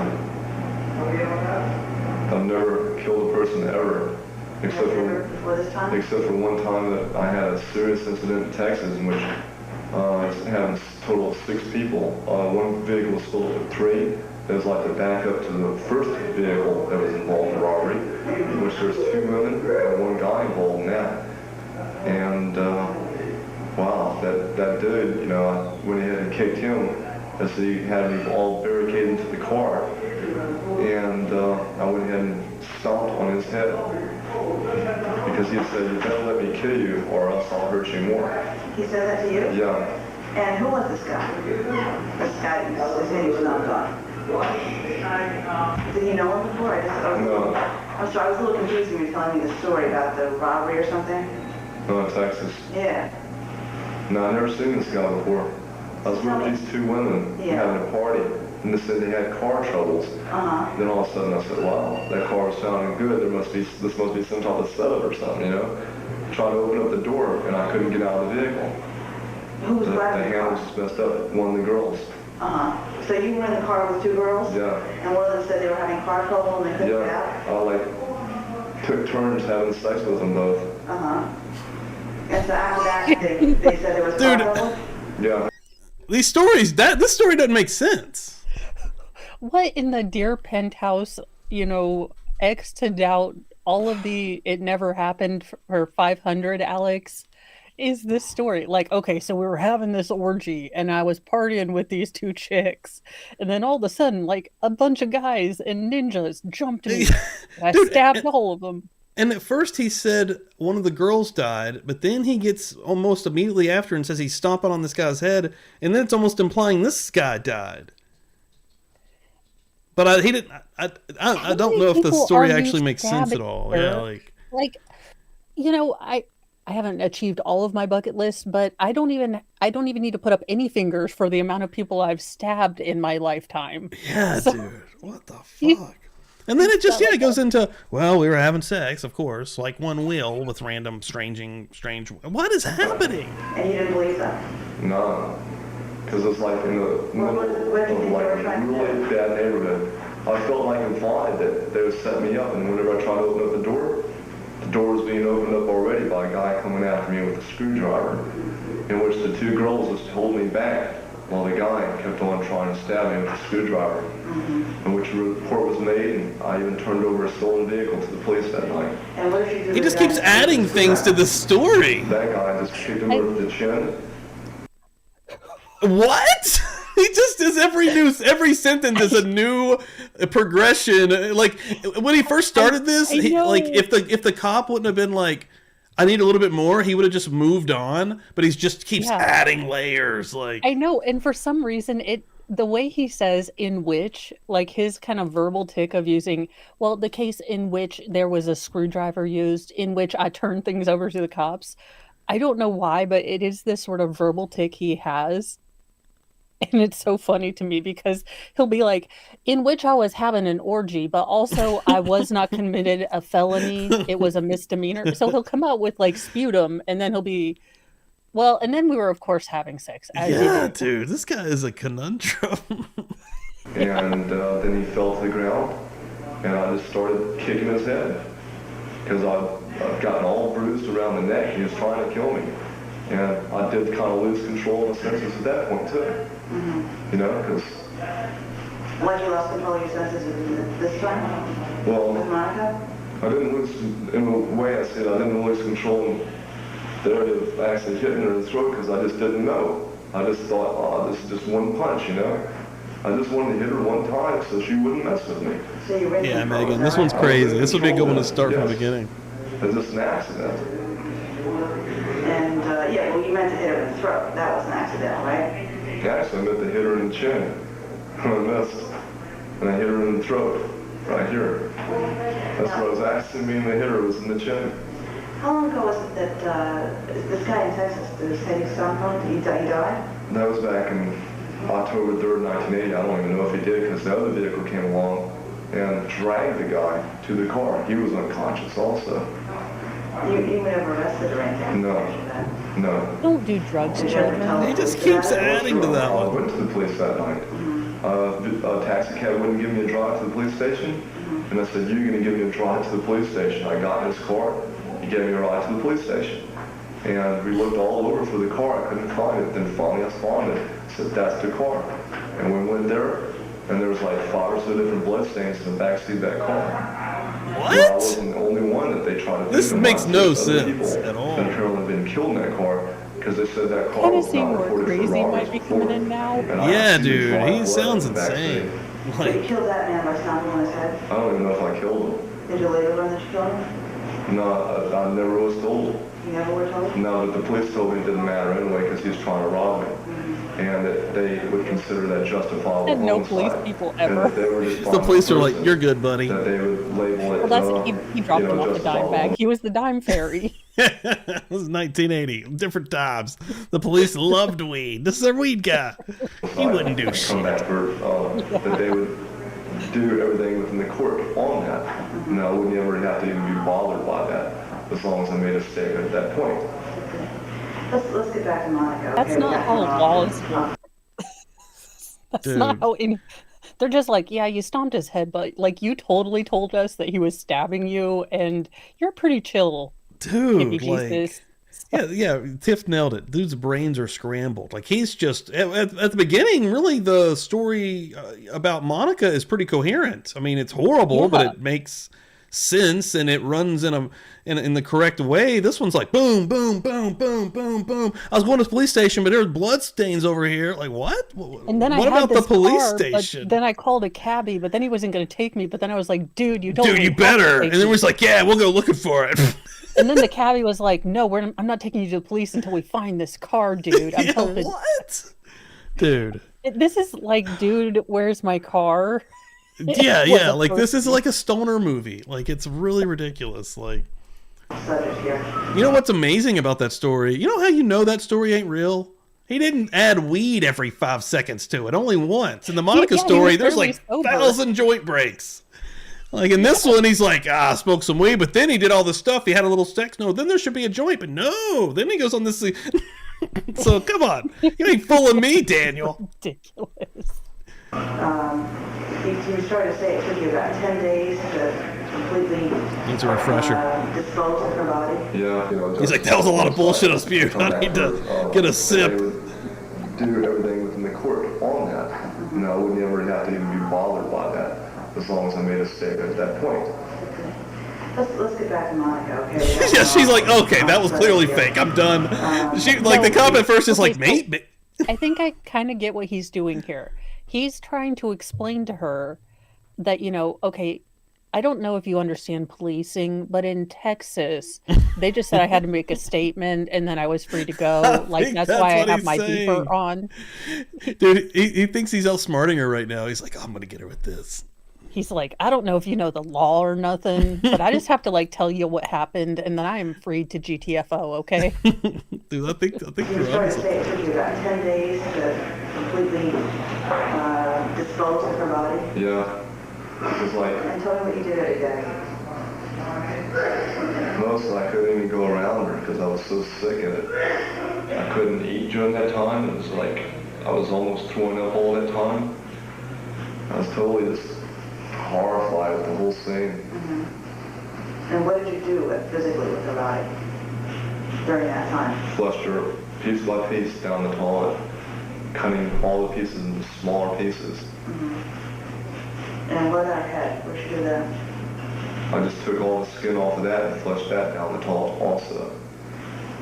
And some of the meat I actually threw out in the trash at the Cristadora, which is a nice street in Avenue B. And before, you said something about putting in a hot water. Yeah, they had, and all Why did you do of that? How did this guy get cook her up caught? so I could manage the meat better, so I could slice it up so I could dispose of it better. Did you do that all in one day or over the course of several days? Of course, for several days. Okay, Steve, But why even would when it you was have all to fresh, I grill was the like, human kebab meat? I mean, I don't know. I would think, okay, why? Yeah, dude. Like, Like, it's horrifying enough to think he just dechunked her and flushed her down the toilet, but then he cooked her too because dude, and just to think about how much like skin and flesh that he's taken off and like cutting into very tiny pieces. Think about how easy it is to clog up a toilet. that's what I'm thinking. I'm thinking Dude. he is in New York. That sewer is getting flushed back. That poor plumber. Dude. You get Mario and Luigi in there, they're Bro. over there, Jesus. taking the thing. I literally just pictured, Mario and Luigi, which it was the ones from the 1993 film, but they're in the Yeah. sewer and there's body parts, there's just blood. Oh my God. like, He probably isn't even the only guy doing that this doing week. this. It's like, couldn't believe that this was happening. It's like, I can't believe this is happening. You know, it's like, wow. But you were in control, you knew what you were doing, didn't you? Yeah, I knew what I was doing. I Can't believe this is happening. I can't believe you're dying right now. Wow. What the fuck? And after 10 days, what did you do? And what did you do with the bones? Then I put her into storage. Where did you put her? With kitty litter, 43rd Street. With kitty litter? Yes. Wait, I did read this part. He takes them there and they find this. Took away all the smell, dried out the bones really well. What did you do with the teeth? Oh, they're all just broken out of the skull. And so that I could dispose of it all. What did you do with the skull? It was in with the bones. Was it all intact? Was the skull intact or? 2 pieces. In 2 pieces. Yeah, the lower jawbone and then the upper head. Okay, so a lot of the things he's done has been to avoid detection. So this would completely negate an insanity defense because you're acknowledging or trying to hide it. You knew it was wrong. I mean, he's specifically gone for the hands and the fingers and pulling the teeth out. Like This man is Kaiser Sosaying us. getting acting extremely hard to get rid of evidence. Like this is insane. This man's gonna, and he, now I am convinced he totally thinks he's gonna walk out of here. He's like, look, y'all, I need to smoke a fatty. Dude. So yeah, Don. let's see. He bragged about the murder leading to the arrest. Rakowitz confessed and guided police to a storage locker where he had placed Beerle's skull and bones in a bucket of cat litter. Yeah, that's what he's talking about now. That's insane. Like, but he's just saying that so casually. When did you put her in storage, as you said? Like after 10 days. Do you know the date? No. And where did you store it? In my storage facility on 43rd Street. How long have you had a storage facility there? Like about 6 or 7 months or so. And did you put her bones in any kind of container or anything like that? Yeah, just a compound 5-gallon container. Plastic container with a close-tied lid. And so what date are we talking about now, approximately? Could you imagine storage hunters? You buy that storage unit. Yeah, like a History Channel show. I paid $75 for this storage unit. Let's see what's inside. Whoa, shit! What the fuck? Everybody back up! You just hear sirens. Dude, somebody should Reno 911 that show. Like, somebody's probably done like spoofs online, but that would be hilarious.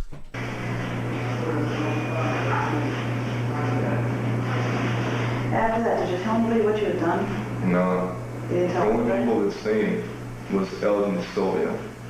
Did you Yeah, tell the them only what pothead happened? who doesn't tell everyone Yeah. everything. Dude. The only non-chatty pothead. Tell them you killed her? This guy's giving Pot a Yeah, bad they name. seen I don't her, like it. It's the same. And like they both even spit on her. Mm-hmm. Did you tell her how you killed her? No. You didn't. They just assumed I said I was, they was saying, that the bitch, they're saying, all sorts of things about her. She was no good and all that. They hated her and all they were this saying that, well, before she was dead. did you ever tell them you were going to kill her? No, Did you ever say that to anybody? no. Did you ever tell her that? Monica? Yeah. No. Ed and Is that Sylvia? the reason you got her during all that time? You never said anything like that? No. I just said that if she got me kicked out of there, I was going to get back at her. But I was only planning to get like a bucket of shit to dump on her. That's all I was going to do. That's so Just have my extreme. stuff in the Jesus storage, Christ. Keep my cat at a friend's. Like, I would sign And you dump up a for bucket of like shit the on her. Mormon like missionary group or the Jehovah's Witnesses. Dude. This is just- I just had a moment, she really made me mad. You know what I was going to do? Like, never in my Yeah, he says- life. He says it like, look, I know it sounds a little silly, but Who hasn't, right? You probably have one in your closet just for the next time. Am I right, buddy? I mean, yeah, I have my revenge poo bucket. Ready to go, because you never actually know. A stink pickle of justice. You never know when you need one. Now, Monica had a lot of stuff. Well, he says it so casually. A lot of stuff, yeah. Yeah. She had a whole apartment full of stuff. A lot of clothes and things like that. Clothes, all this stuff. Did she have anything valuable at all? A chinchilla coat. Uh-huh. Yes. And anything else? No. That chinchilla coat smells so much of Not weed. the same. Oh, dude. How many chinchillas to make a chinchilla coat also? Jesus Christ, they're so tiny.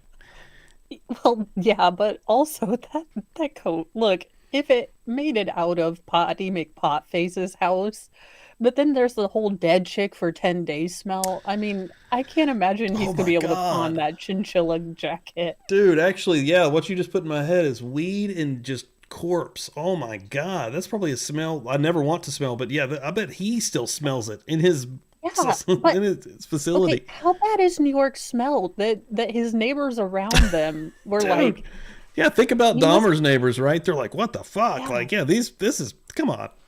That had to be horrendous. Febreze in the little like air wick, little gel pods that were around that apartment. He's like, you must have some new stuff. That stuff smells a little rank. Did he get some stuff that smells like the skunk after it's dead? Like, what are we doing?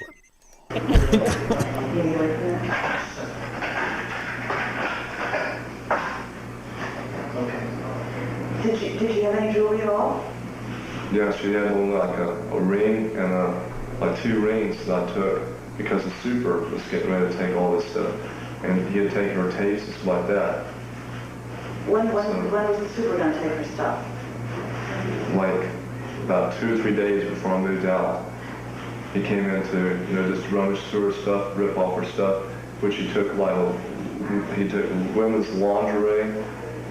Did anybody ask you where Monica was? Or have you seen her? Who asked you that? Like the super. What did you tell the super? So the super knows she's she's at. dead or just gone? That's all I told him. Did he ever ask you again? I guess the super. Well, so from what he's saying, she signed like a sublease or something, and then the super came in and was kind of like, "Hey, it's the next month, or we need rent." And, well, Ganja Jesus over there is like, "Look, I don't know where she went, but if you want some of her lingerie for your lady friend." Yeah. Well, and did anything If happen Mr. to... Mo came home with like just a random bra, like, "Hey, I found this is for my you." payment. You can't be mad about this. I don't, this is allowed. I saw this and I thought of you. Where did you think of? Why does it smell Dude. like death and skunk or Cheech and Chong? I'm not quite sure. So, like, earlier when he was mentioning the folks that were happy she was gone, and so did they know her corpse was there and dead? Like, or did they ever get Well, talked to by the police? From what? Yeah, well, from what he's saying, they were spitting on her. They were doing all. Yeah, they yeah, were okay, just yeah. laughing and Dude, joking. this is crazy. Something Yeah. else had to have happened with other folks, right? Okay, Steve, tell me the universe where a bunch of potheads are gonna keep a secret like this. Dude, yeah. No, and yeah, they did say that he was out, I guess, bragging about it also. Well, I mean, he probably did it too. Like, dudes, there I was smoking a joint, watching He-Man, and this heifer comes in here, and I Dude. totally thought she was faking. Like, I tried the match trick and everything. They're like, you know what would happen? He'd be like, I thought she's faking. And they would even be like, and you tried the match trick? Well, of course, immediately. And then they'd say, did you try to smoke some weed to get some good ideas? Like, Yeah, they would. Dude, this scene sounds insane. This is literally Pineapple Express. Like, have you seen Pineapple Express? How extreme? It's like an action film, but hilarious. That's this. Like, I will say that I'm not a big Seth Rogen fan. Like, I could deal me with him neither. in Knocked Up, but yeah. He had some good comedies, but yeah. okay, he killed me with Sausage Party because I don't know if you know this, but my favorite movie is Team America World Police. Okay, So yeah. I'm thinking another fun, like, adult cartoon. Yeah. That was so god awful. I have never That one seen was brutal. anything. That one was crazy. And I rented it for like $3.99 at Redbox, so I was going to finish it because how dare Seth Rogen make me waste $4 If you're and going 4 to rent hours it, of at my least life. finish it so you can be mad for a reason, right? And then the end came out, and I was like, "Fuck you, Joe Rogan." We went and watched that in Or Seth Rogen, theaters, not Joe. and Oh, I count that as the last. That's the beginning of it's over for him. I feel like, from about like what was the one that they were in he's a cop in it. There's the teens. Oh yeah. It's hilarious. Fucking Is it Michael Superbad? Cera. Superbad. So yeah, I count Okay, I Superbad love to that. yeah, Superbad ruled. I count like Superbad to basically like This Is the End, which is 2014, right before that one is the period of like good. But yeah, he went way down for me personally. Well, yeah. I mean, I can understand. Like, be a stoner. That's fine. Also, if you're a stoner and an adult pretender, I don't want to hear any of your thoughts on current events. Oh, Please dude, shut yeah, up and that be funny. kills me about a lot of celebrities. Like, no, yeah, dude, that style of comedy really doesn't even exist anymore. Like, something that needs to come back now that things have like are less I crazy. think we are bringing back. I think. See, now I don't know what to call this that isn't completely offensive, but early '90s children, hear me out. We need to bring back our offensive friend words. Where we need to bring back a time where it was okay to call your friend, such and such, or latent French, because we didn't mean nothing hateful by it. We just meant Dude, we loved you. 100%, Bring it man. back. Yeah, and old stand-up shows back then, like everyone's taking shots at everyone. Like that's the way. Yeah. That's the way it should truly be. Like, yeah, everyone takes stuff way too serious now. It Yeah. sucks. Yeah. I think that's why I live in the past so much. I love classic stuff. Yes. That's what I had in center. So you lied to him every time? Yeah. Who else did you lie to? This dude's out of his mind, dude. I have so many more questions. I lied to the police initially. Because I'm super scared of it. I got a whole life, ahead of me, and I didn't want to be all washed down the drain just because I was trying to be friendly to somebody. And I was just wanting to share my rent and be able to have a place during the winter time. America! I was even Fuck telling her yeah! what I only wanted someone to pay half the rent so I'd have a place during the winter time. Hey, now. And like right away, she was saying, "Oh, I got friends who want this apartment. You don't look like you'll ever be able to pay the rent anyway." And then I surprised her by paying her $270 by the 15th. And then she was saying, "Oh, okay, you owe me $30 for August now. Whereas I was supposed to be in August, they're free." Mm-hmm. It's like another way of negotiations. And that was your apartment originally, right? Yeah, I got this through some friends. And then she was totally telling me that, Like, yeah, the way she he even didn't want me to describes live this, there it's no your more, 'cause apartment. She has a friend who will pay $400 a month to her. Everything's Started just with sort of $1. weird in his story. So here you meet this woman on the street, she's real nice and everything, and Yeah. you're getting along okay, and then all of a sudden... You ever your see those apartment, right? sketches or memes? What am I thinking about? There's like, yeah, I think it's like TikToks or something. Like yeah, have you ever seen the ones that are like having a FaceTime with like an aunt or grandparent, and they're on purpose talking out of sync or something weird? Oh, yeah. And they're like, "What the fuck? Are you having a stroke?" That's kind of what's happening here, right? Like, Well, okay, here's my other thing. So you randomly spot this attractive chick on the street. You give her a joint. She's like, "Oh, this is nice." You go back and blink, and then you're like, "Hey, you want to be my roommate?" yeah, and then she's dictating to you rent fees, but Something about this isn't ringing all the true. yeah. So I mean, at the end of the day, I don't know here. I won't tell you until the lease was signed. Then as soon as the lease gets Like, signed... this is him in real time trying to make it all make sense, and it's just spewing out. It was on a Friday. She signed a lease on the Saturday, so it's not like she just, they had this long relationship. She was totally cool. Yeah, this is just like boom, boom. Like from 10 days to chop her up. I don't even know if we got there. I don't even know if there was 10 days between, you know what I mean, to get through the murder. What in the hell is going on here? And I'm getting that we're probably not getting the entirety of the At the end of this, the story. cops are going to be like, all right, shit. Can you call the professionals? The experts. We need a She's just psychologist. saying, you're stupid and all this. And she even told me one time, Forrest, stupid yes. for having let her to sign the lease. I'm serious. You know what the I just rooster call me thinks here. stupid every day. No.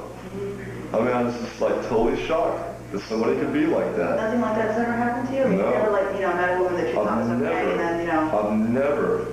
I mean, I consider myself like has an picked her innocent kid really in a way. well. in a lot of respects. What is it? He has really good bitch star. He's like, look, all the ladies I talk to are really chill most of the time. I fuck up one time and I get a crazy one. Yeah. I thought she was those two chill. chicks that tried to stab me, I mean, they were cool at first. Jeez. Thanks. Story of his life. They're always cool at Yeah. first. Yeah. You know, because like marijuana, it would like totally retarded, I guess, my brain. And somehow like totally being like a kid since the day. Marijuana totally retarded my brain? Was that what I just heard?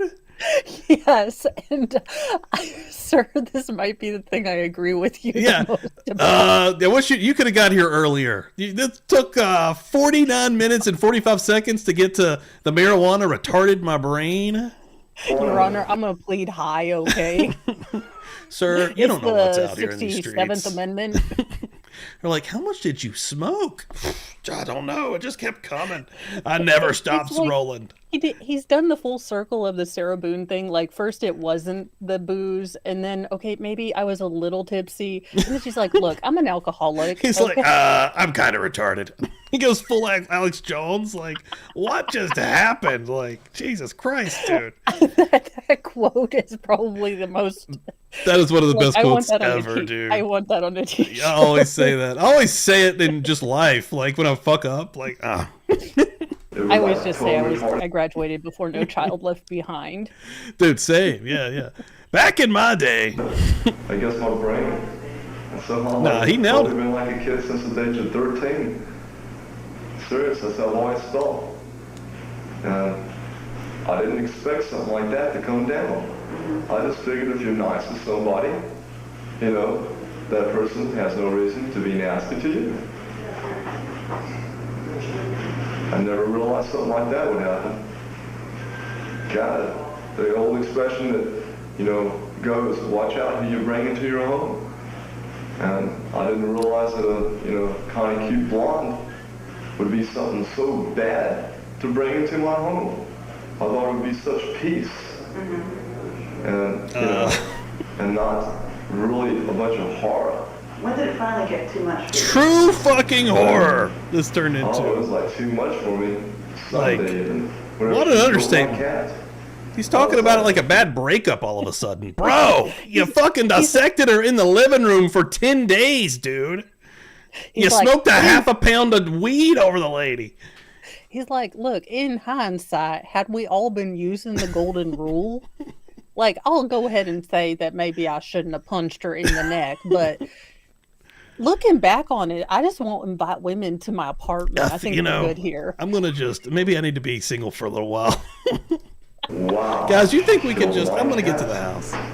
You know? I'm Did you just totally try that and deleting get her back? Tinder. We could just chalk this up as a mistake. No, I didn't even decide to get her back. Like, dude, I totally don't expect this to happen again. What are the odds? Come on, guys. Really? You're not going to let me...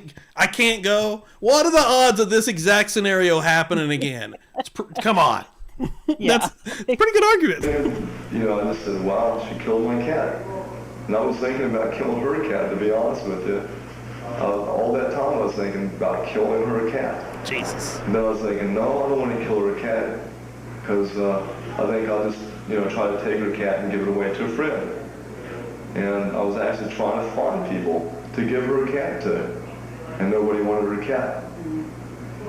Because I was going to deprive her of her cat like she did mine. But then I started thinking, too, that if I did that, maybe she might do something to my cat, which I still have. And which I didn't want to have nothing happen to the mother cat, which is the mother you had of the another dog kid. that got killed. Okay, so you have So just cook it. hippie Jesus, decomposing body, mountains of cats. How and I'm many sure they're cats? diligent- Yeah. I'm Dude, you sure know they're these cats are diligent taking with the nibbles. litter. Oh my God. Dude, the cats are nibbling for sure. Like, Jesus Christ, Yes. dude. The smells coming out of this apartment. I mean, you're going to have to fumigate the entire building. We at gotta this burn this point. one down. We gotta. Yeah, Who's living in this apartment now? Some fucking yuppies, dude. Some rich motherfuckers are paying Oh my $1.5 million gosh, yeah. where a lady was dissected in 1989. What the fuck, dude? Life is insane, dude. Holy Jesus. Oh, dude. Hella, thanks for coming in here. What's up? Holy fuck, Howdy. dude. This is this has been one of the craziest fucking. This is probably the craziest interrogation I've ever seen, honestly. Like, It is so crazy because he is so flat affect. Also, again, his looking like Mormon Jesus. just hanging. He's here for I can't believe we can't smoke in here. You guys are going to light one up? Like, Hella, if you see it, when you get to the beeper part, just hold on. oh my God, dude. Yeah. This has truly been insane. It was like totally an escalation of horror. It was the most horrible experience of my life this morning. I just didn't know what to expect from her. I mean, she would, say that she was going to, she even told me once that she was going to scratch me in the face like she did her brother and her father, giving them permanent scars. And it's like, wow, that's pretty horrible. I don't want to really mess with this woman. So I was like, this. I don't think anything will get him to above that level of wow. Now she is, unfortunately. He was like, whoa, dude, she's Whoa. coming with me for the night. He said he did it really quick. I'd imagine it was not quick at all. Whoa. Wow. Holy shit, lady. She's like, she probably came in after cutting onion. She's like, hey, I just wanted to ask. Whoa, whoa, whoa. Whoa, man. Oh. Yeah, maybe she was just saying, hey, could you turn down He-Man just a little bit? We're getting complaints.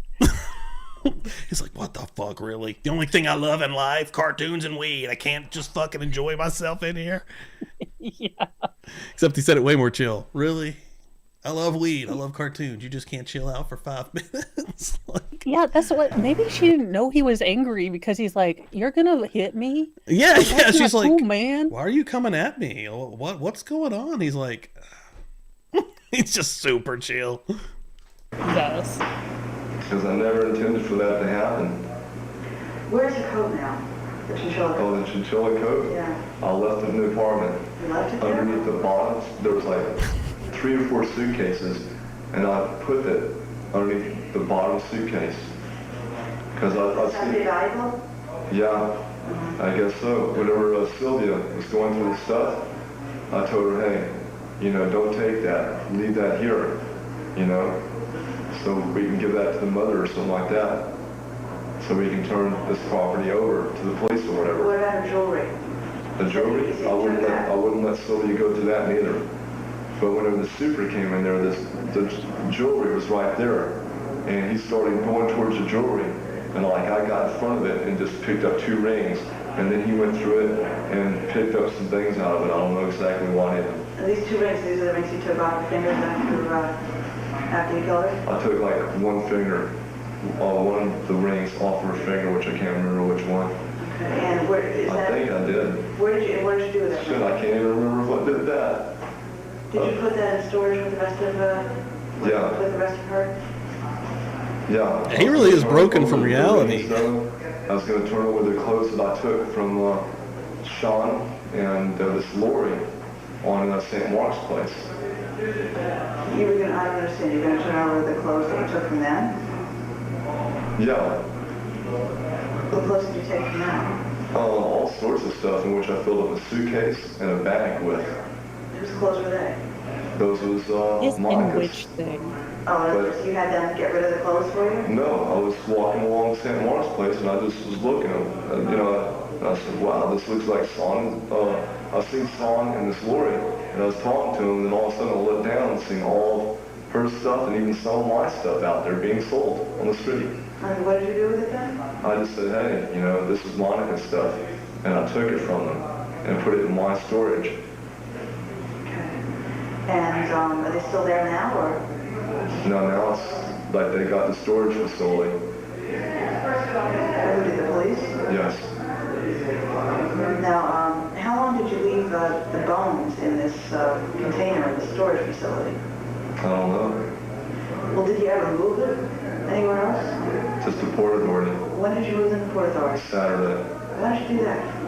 Why? I Yeah. don't know. I just did it out of just realizing I didn't, I'm gonna have to do something with the bones.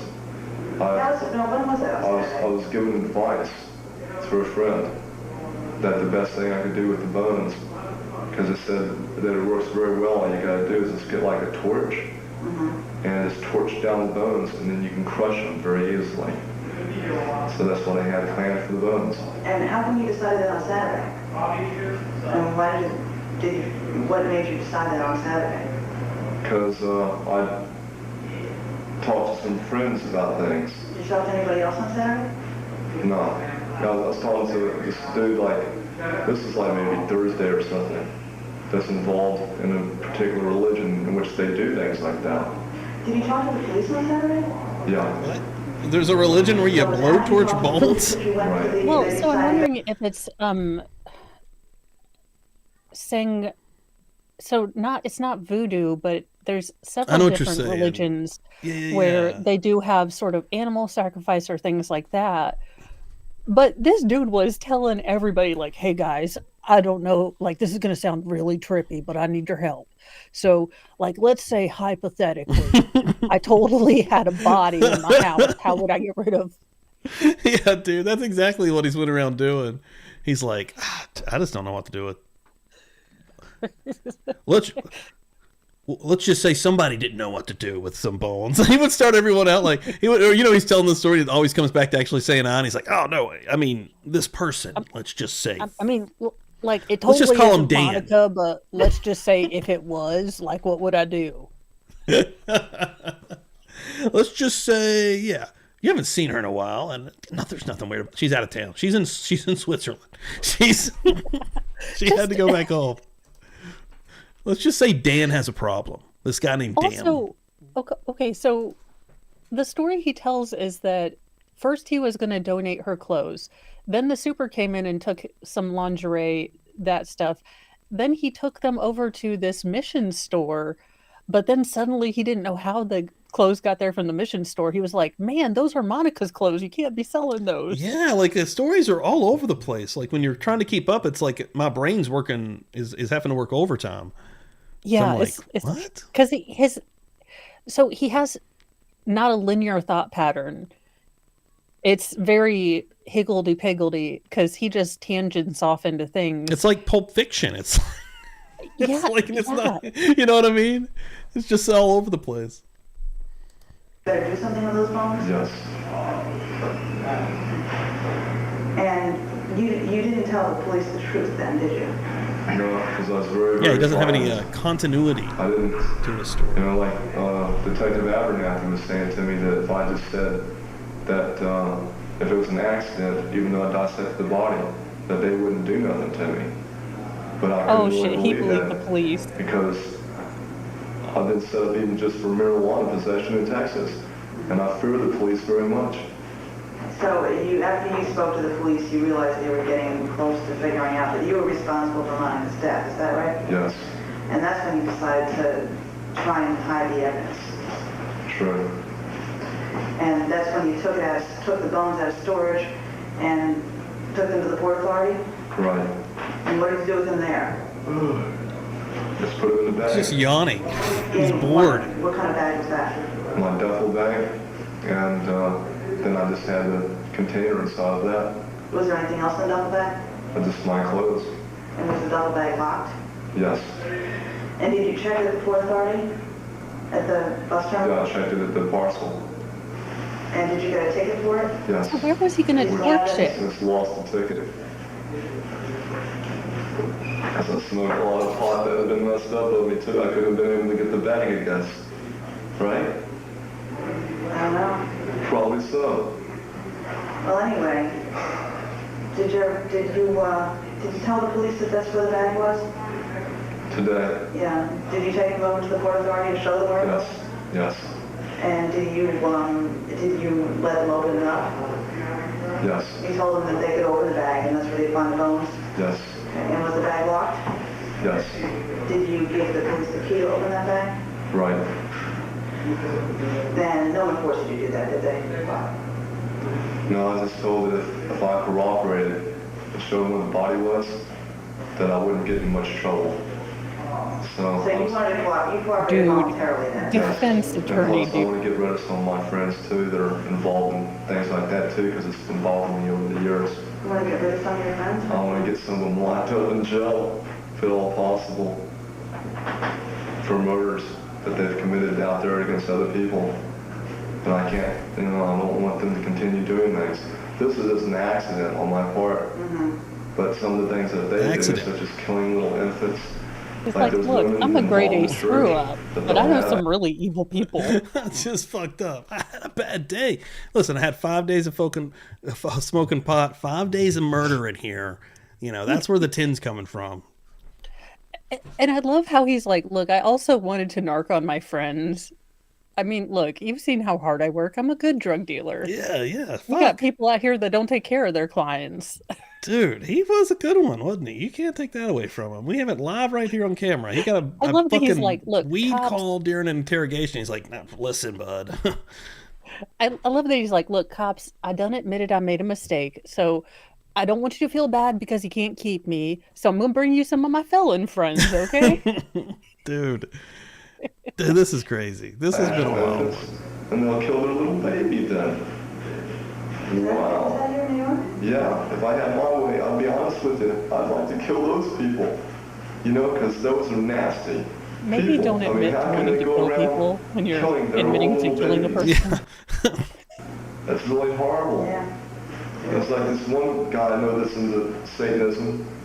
His wife had a baby, and I was like thinking, oh man, they're gonna kill that baby too, but the baby's still alive, and it's like over a year old now.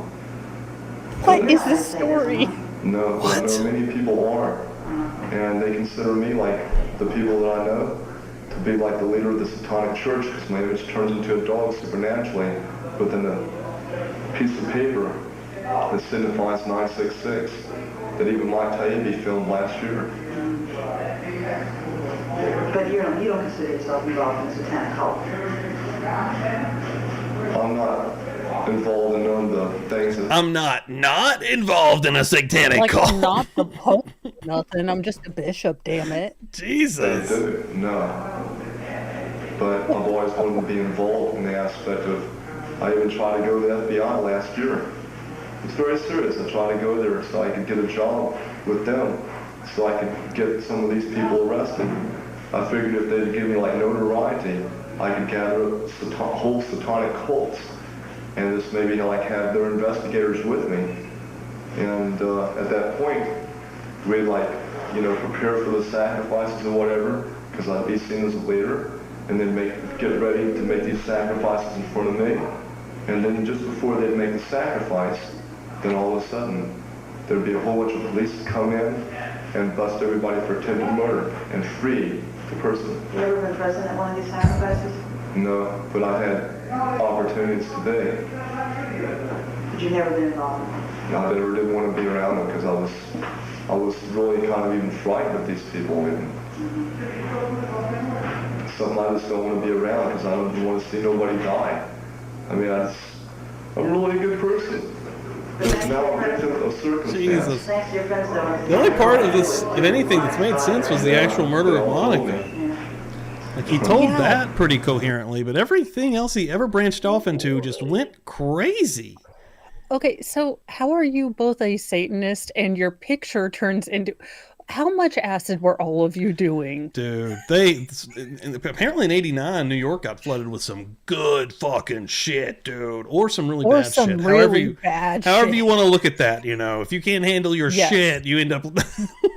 Yeah, don't do PCP in the early 70s. Just calm down. Because they've been telling me over the years what But have you noticed his vocal tick? So when he says, because I don't know what it is about me, but horror. So he goes like an A with it.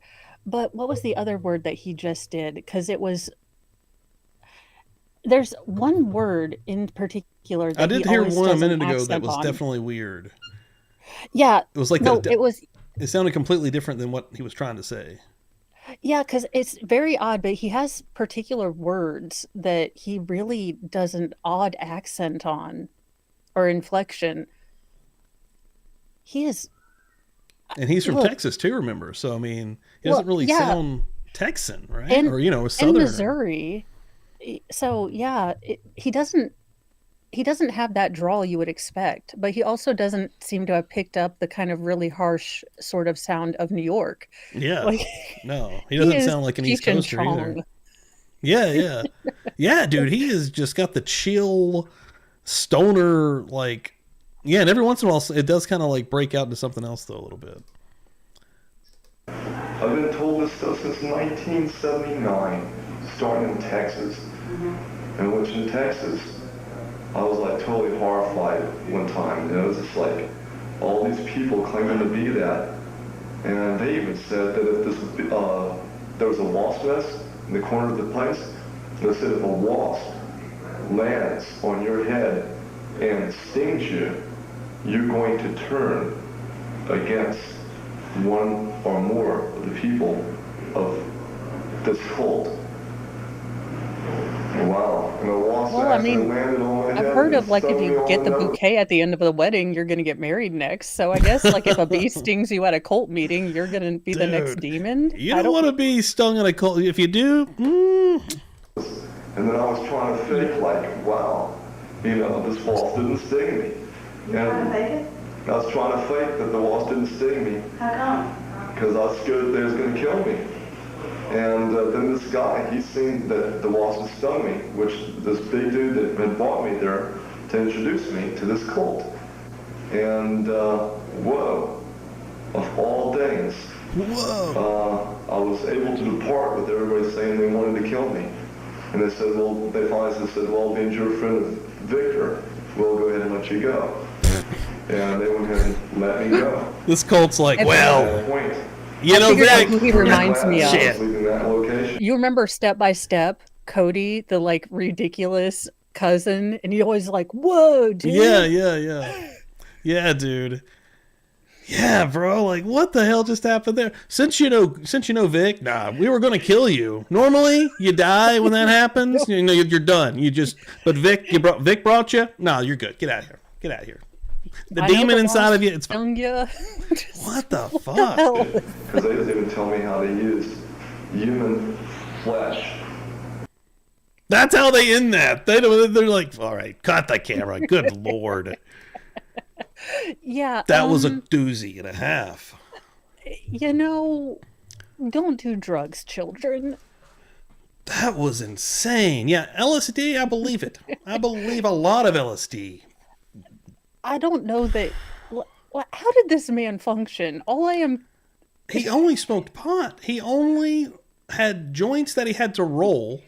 Like, when does he have time to do any of these things? Like, Yeah, and he was feeding the homeless. Like, what the hell? And he was doing so good for like the first 15 minutes. We were kind of like, okay, I'm not saying the crazy. yeah, no, shit. You can, hey, if she was coming at him, maybe. Let's give him the benefit of the doubt. Yeah. Yeah, dude. Yeah, this was really crazy.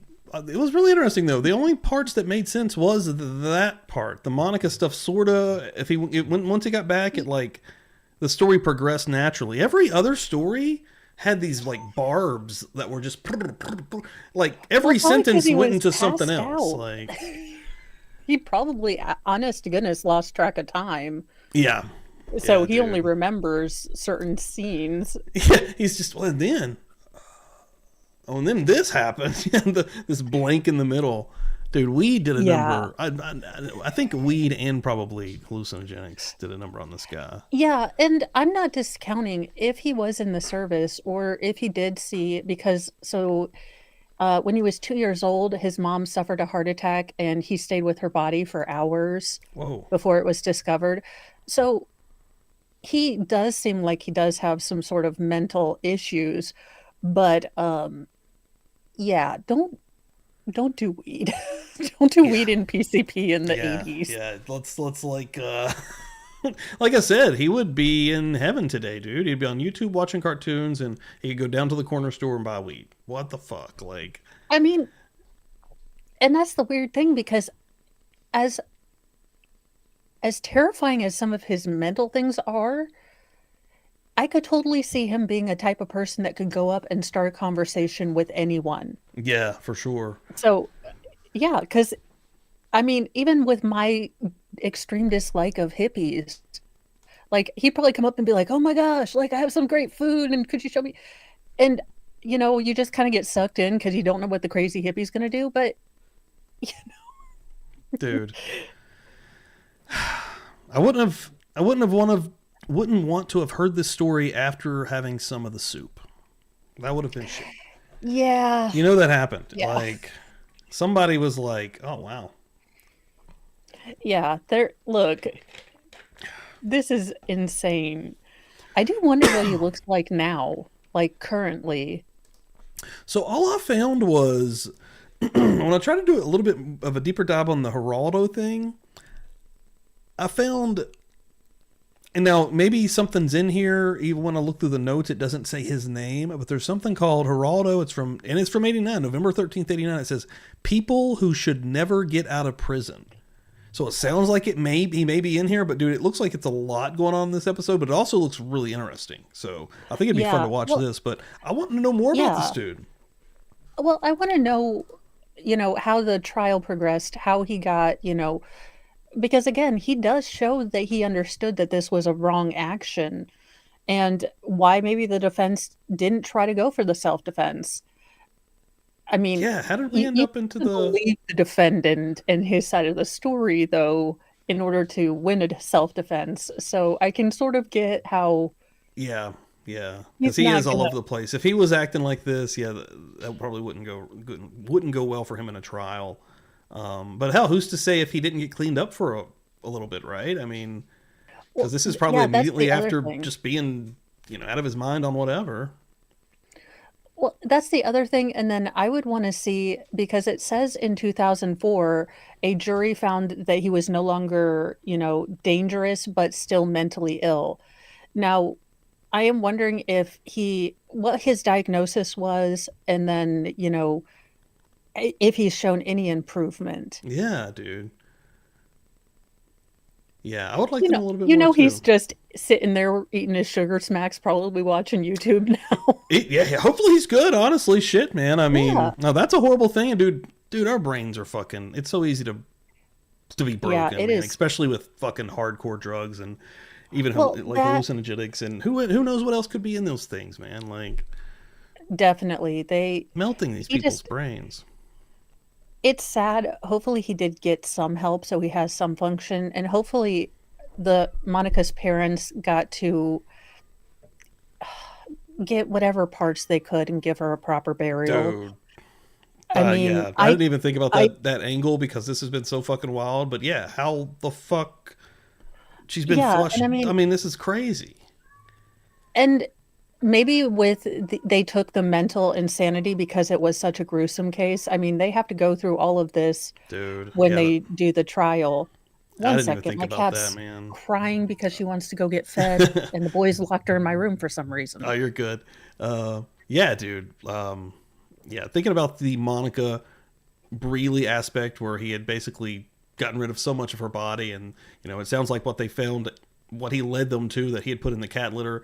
Hopefully they could get something cleaned up to where the family could have some kind of closure on the end of this, because dude, this was absolutely horrendous. But yeah, I'm going to keep digging a little bit further and see if I can find any more details. This Geraldo, I may watch this. I wonder about the roommates too. If the roommates were aware of all of this going on and they didn't say anything, then lock them up too. I know, dude. That's what I'm wondering too. Like, he's mentioning them, and I just can't imagine he's dissecting cleanly. Dude, yes. I mean, he's not Dextering this. No. Like, this is going to be dude. Yeah, just mental images of it. It's horrible. Like, nah, dude. I know it's going to be gnarly, but that was fucking different for sure. Yeah, I've never seen anyone take out their pager and try to finish a drug deal.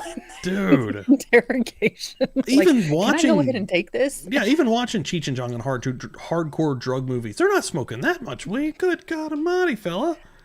No, I legitimately think that he convinced himself, look, if I tell them what happened, totally explain, it was the chick's fault, and I bring them in some Satanist, like maybe they'll get some chicken nuggets and I can go. I do know some bad people. I can help you guys out. Like, I don't want to say nothing or nothing. Carl's a great guy, except when he gets all stabby. Dude. Hold on. Pokemon sent me a pic. Maybe it's a updated pic of him. Where's that at, Pokemon? Oh, I got you. Okay, here's a picture of him. It looks like maybe this was in the trial. He found him some carbs in prison. Yeah, he did. He bulked up, didn't he? Now he's Midwestern Jesus. Wow. Look, we can see you over here. Yeah. That's crazy. Interesting. I would like to see an updated picture, though. See if I bet he still looks the same. That'd be nuts. Yeah, I mean, he might have put on significant amount of weight. A lot of psychotropic, or not, psychoactive drugs do have a lot of side effects. That's true. Yeah, drugs will fuck you up bad, man. Everybody came through here today. This has been fucking insane. Thank you so much. On the second portion of a murder church on a Sunday. What do you got going on next, Mo? Next, tomorrow, 8 a.m., it will be Mornings with Mo. We'll have all of the current events and all of the insanity that the internet can provide. It doesn't stop. Yeah, and then this week I'm trying to, Delphi is blowing up, and Hella's been doing a really good job keeping up with it. I've had, you know how you like get all these goals? It's like January and you're a creator and you're like, I'm going to be, functional and like on a mission and, timely. Mm-hmm. And then you decide to get ketamine infusions. Knocks you off, yeah. I feel seen by hippie Jesus, okay? Because I can totally understand how it's, I'm just sitting here trying to watch Fallout, eat some Cheerios. I'm just going to make it through this. What products do I use, Tiff Knox? Okay, there's probably a real girl name for this, but on Amazon, it's called snail mucus. Now, in theory, it works. That's what I've been using. I don't know if the snails make me younger or what, but look, it was on sale on Black Friday. I was trying to find that. Oh, it darked out for me. I was trying to find our comment to put back up there. What's it called? Yeah, snail what? Is that the real name? It's like snail mucusin or something. Look. The hell? Y'all, when I first started doing YouTube, I thought I would do like the makeup and crime channels, but I realized it takes me 5 minutes to put on makeup. And I just couldn't tell the story of Jeffrey Dahmer that quick. Also, for the love of hell, like these chicks take like an hour. Oh, though they're usually pretty intricate with the eyeliner, right? Yeah, and I'm like, oh, this isn't going to work for me. God, I'd imagine there's a lot of messing up, wiping off, messing up, right? Like, yeah. Look, some people are really good at it and they really like it, and I'm like, okay, this is fun, but I'd rather.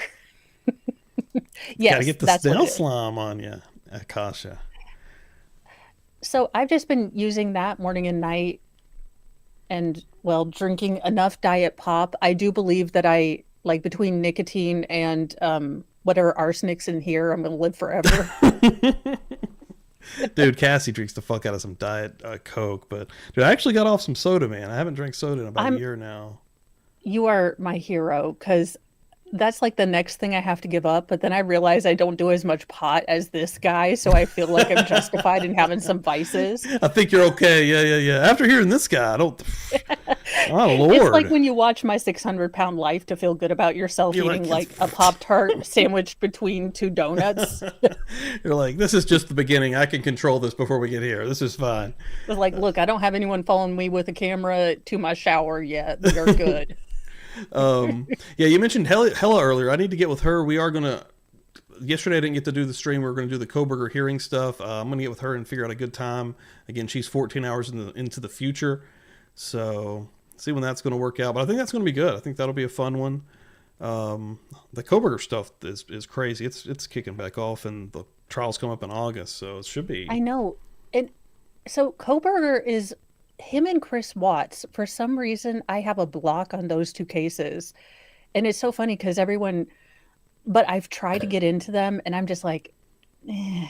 The Koberger ones, the Chris Watt ones, I know a little bit about that one. I've never dove deep, but I do know that one's pretty famous. But yeah, the Koberger one is pretty intricate, man. And there are some really interesting arguments, like at the end of the day. It looks like it's really interesting. What I found people do kind of like too, and this is where my procrastination and inability to pick like a lane works out for me, is because then I'll go into these cases and I'll be like, y'all, I have no idea what's going on. So usually by that particular time, everyone's picked a lane. And I'm over here like, so who is Karen Reed? Yeah. No, I totally get that. Yeah. It's hard for me to do that too. That case was insane because I'm like, okay, so why are we still talking about who was using the phone charger? Did someone die yet in this case? Yeah, dude. Like I did cover that one and I have covered it, but I'm going to stay away from it this time just because it's so contentious online and I don't really want to be a part of cases to become a blood sport. This was not on my bingo list. Dude, see, I don't even Rittenhouse, but no, people will go to war. It gets a little too much. Yeah, I was actually, when I first covered it, I would get into a little bit of those too, like randomly. And then like I'm a person that's always been like super honest on here, and like I in real time will be like, what the fuck's happening? Like I'll even say that in a tweet. I'm like, I think I'm maybe even wrong. Like I'm fighting you because like we're having this weird disagreement, but so I can't do it. It hurts my brain because like, you start getting mad and it's like, wait a minute, this is fucking stupid. It's hurting my mental health, so it's not worth it, man. Yeah, and I honestly, people know a bunch more about the case, so I'm not going to get into an argument with people when I don't know anything. So I'm like, I'm happy to let y'all fight. I have popcorn. Continue. Same, man. Yeah. But yeah, I only have two that I'm really hardcore keeping up on because I'm all over the place too. I do all kinds of crazy shit, but Courtney Clinny and Koberger are my only ones that are for sure this year. I got Mr. Mo said I had to save money, which I'm like, it's wigs, so no, I don't. But he won. So, that was a good one. Lori for Courtney Vallow, Clinny. Dude, yes, either one. Yeah, and I did see you were saying you're going to be using that for Vallow. That's perfect as well. Yes, and I am pricing out a robe to wear for the entire Clinny, but I'm not going to I'm not going to wear my bikini under. But casually slip off. Every time I've played Interrogations or any of the footage, that's where it always ends up. Like, holy shit, she got me demonetized on Legal Shenanigans Theater. Like the only one we've done business, but it was the boobage, dude. From Clinny. Yeah, man, they're all over the place. Yeah, that one's interesting though. I like the arguments in that one too, and. But that's the only two for sure hardcore ones. Like Natalie Cochran, I covered that one pretty thoroughly, and I didn't plan on it, so it will still happen probably. Yeah, like if I'm interested enough, but yeah, sometimes a case will just pop out at me, and I'll do it. But it's also interesting to see kind of like, oh, this case is really blowing up, or why is this one doing that kind of thing? So. And it's cool that we have so many people covering different things. So if you want to watch this trial, you've got like 8 different people to go look at. So that's always cool. Yeah. We have a really cool community here, man. And only growing, dude. And then, down in the description, I've got your X account and I've got your YouTube account. So make sure you're following her. If there's anybody in here they're probably all following you though, dude. Like you're killing it, man. Yeah. Like you're doing really well, Mo. Like I love seeing your shows, getting fucking good numbers, and like 'cause you're one of the good ones. It's really been interesting to kind of see things grow, and I'd be doing this stuff normally, so I would already be like nerding out on the news. So it's cool to have like a bunch of people. And then when I find a really weird story, I'm like, oh my gosh, I have to send this to myself and tell everyone about this. Dude, yeah, because in the mornings you're telling all kinds of crazy ones. And those are usually the ones I'm just reading about on X, and you're actually covering them. So it's sweet. Yeah, I will say so this is my jar of ridiculous stories, and we already have 10 thus far. Okay. Nice. At the end of the year, that's something new I'm doing this year. I'll be just reading out the ridiculous stories. That's a good idea. I thought 2024 had it, but no, 2025 is like... What the fuck? Yeah. Came in with a fucking vengeance. And let me remind you that 2024 started out with young Hasidic men rising from the sewers of New York City I like do remember that. Hasidic Ninja Turtles. I do remember that. So I Hell can't yeah. imagine that this year was going to be any less crazy. And we have lived up to expectations. Dude. Yeah, I'm always shocked at what. Thank you so much, Tiff. Yeah, Tiff, that's awesome. Get the hell in there. That's sweet as hell. Yeah, make sure you're checking out Mo. She streams all the fucking time, like about every day, usually, like multiple times a I'm day. trying to get back into night streams. So, funny story, and I'll kind of end with this because I know I'm supposed to be going to feed the boys. Parenting. Dang it. Yeah, I've I got mean, we have a microwave. You think tonight. you'd be able to throw Hot Pockets in yourself, but Oh, come on now. so we were buying a new bed because I'm getting everything set up. I'm basically going to have off my desk a swing out monitor so I can be in my bed and stream. Now, if you are a normal socializing outdoor cat, you might frame this in a different way than, look, I need an office bed. I stream from my bed. And I didn't quite catch why the guy was maybe like, why are you telling me these things? Because I was thinking like true crime, and he's probably thinking OnlyFans. Yeah, he probably was thinking that actually. Yeah, Mr. Mo was like, true crime trials, because I knew what I was talking about. Yeah. You're not even thinking about that. You're like, you already knows what's happening. He's like, oh. He's like, I don't. Your husband's like, no, wait. No, yeah, just like, let me clarify here. That's funny. That'll be awesome though. That should be cool. And hopefully, if you do really have nice. bad days, you can still be comfortable and do your thing. And that's the whole plan. So it's been like 3 months in the making because, if you're cheap and me, you have to, buy things as they go on sale. So yeah, it's been slow but sure. And hopefully in the next couple weeks, we'll get it all ready. Hell yeah, dude. No, that's exciting, man. Yeah, and I'm the same way. It takes you just got to kind of wait for the right opportunity to get something or move on something. Because man, yeah, it's tough out here. But hell yeah, Mo, this has been fun as shit, dude. Yeah, and maybe we can get together for this Geraldo thing. And oh yeah, I can definitely find out some want more stuff on this guy. Geraldo, I will never say no to Geraldo. I mean, please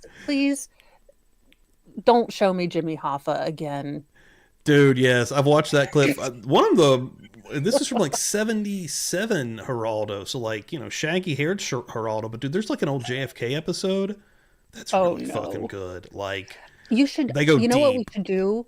The Geraldo episode on John Benet Ramsey. So that'd be cool. Geraldo did almost like a civil case where he tried the Ramseys on his court or on his talk show in absentia, and they found them guilty of negligent homicide or negligence. Whoa. But they basically tried the Ramseys on TV. That's crazy. Okay, yeah, if we could find that, that would be cool. Oh shit! And I really don't have any opinion on that case. I just don't think you've proven anything. So I have theories, but I don't really have a concrete on that. If let me see if I can find Hella's stream here, and I'll send you over there. Yeah, here we go. I'll send you there. I will actually teleport you directly from here into Hella's stream, so that'll be perfect. Hell yeah, Hella! I'm glad you said that. Yeah, everyone in here, thank y'all so much. Yeah, Dolly popping in here for a second. This has been a crazy, man. Dolly, go back and watch this or even watch down in the description. This whole interrogation is there without a reaction, and it's fucking nuts. Yes. I still want to know what that heat lamp was in the back. Dude, it feels like he's right at home. Like, the heat lamp's ready to fucking start a plant. Like, he probably walked in, he's like, damn. I was like, whose college apartment with like the old, recording machine and the freaking heat lamp and the air conditioning all plugged into the same outlet? Like, what are we doing here? Dude, so weird. No, that was very fucking weird. But yeah, we're going to definitely be hitting you back again soon, guys. And next time you will see me, I believe, unless I do something tomorrow. I don't have anything planned right now. But again, keep an eye on this Hella show. I'm going to be talking to her soon, and we'll be figuring out hopefully this week. And then, the next for sure thing will be Tuesday night, 8 p.m. Eastern time for another Murder Church. And hell yeah, Mo, I appreciate it. Later, guys. Thanks, Ari. Thank you. Later. Justice first!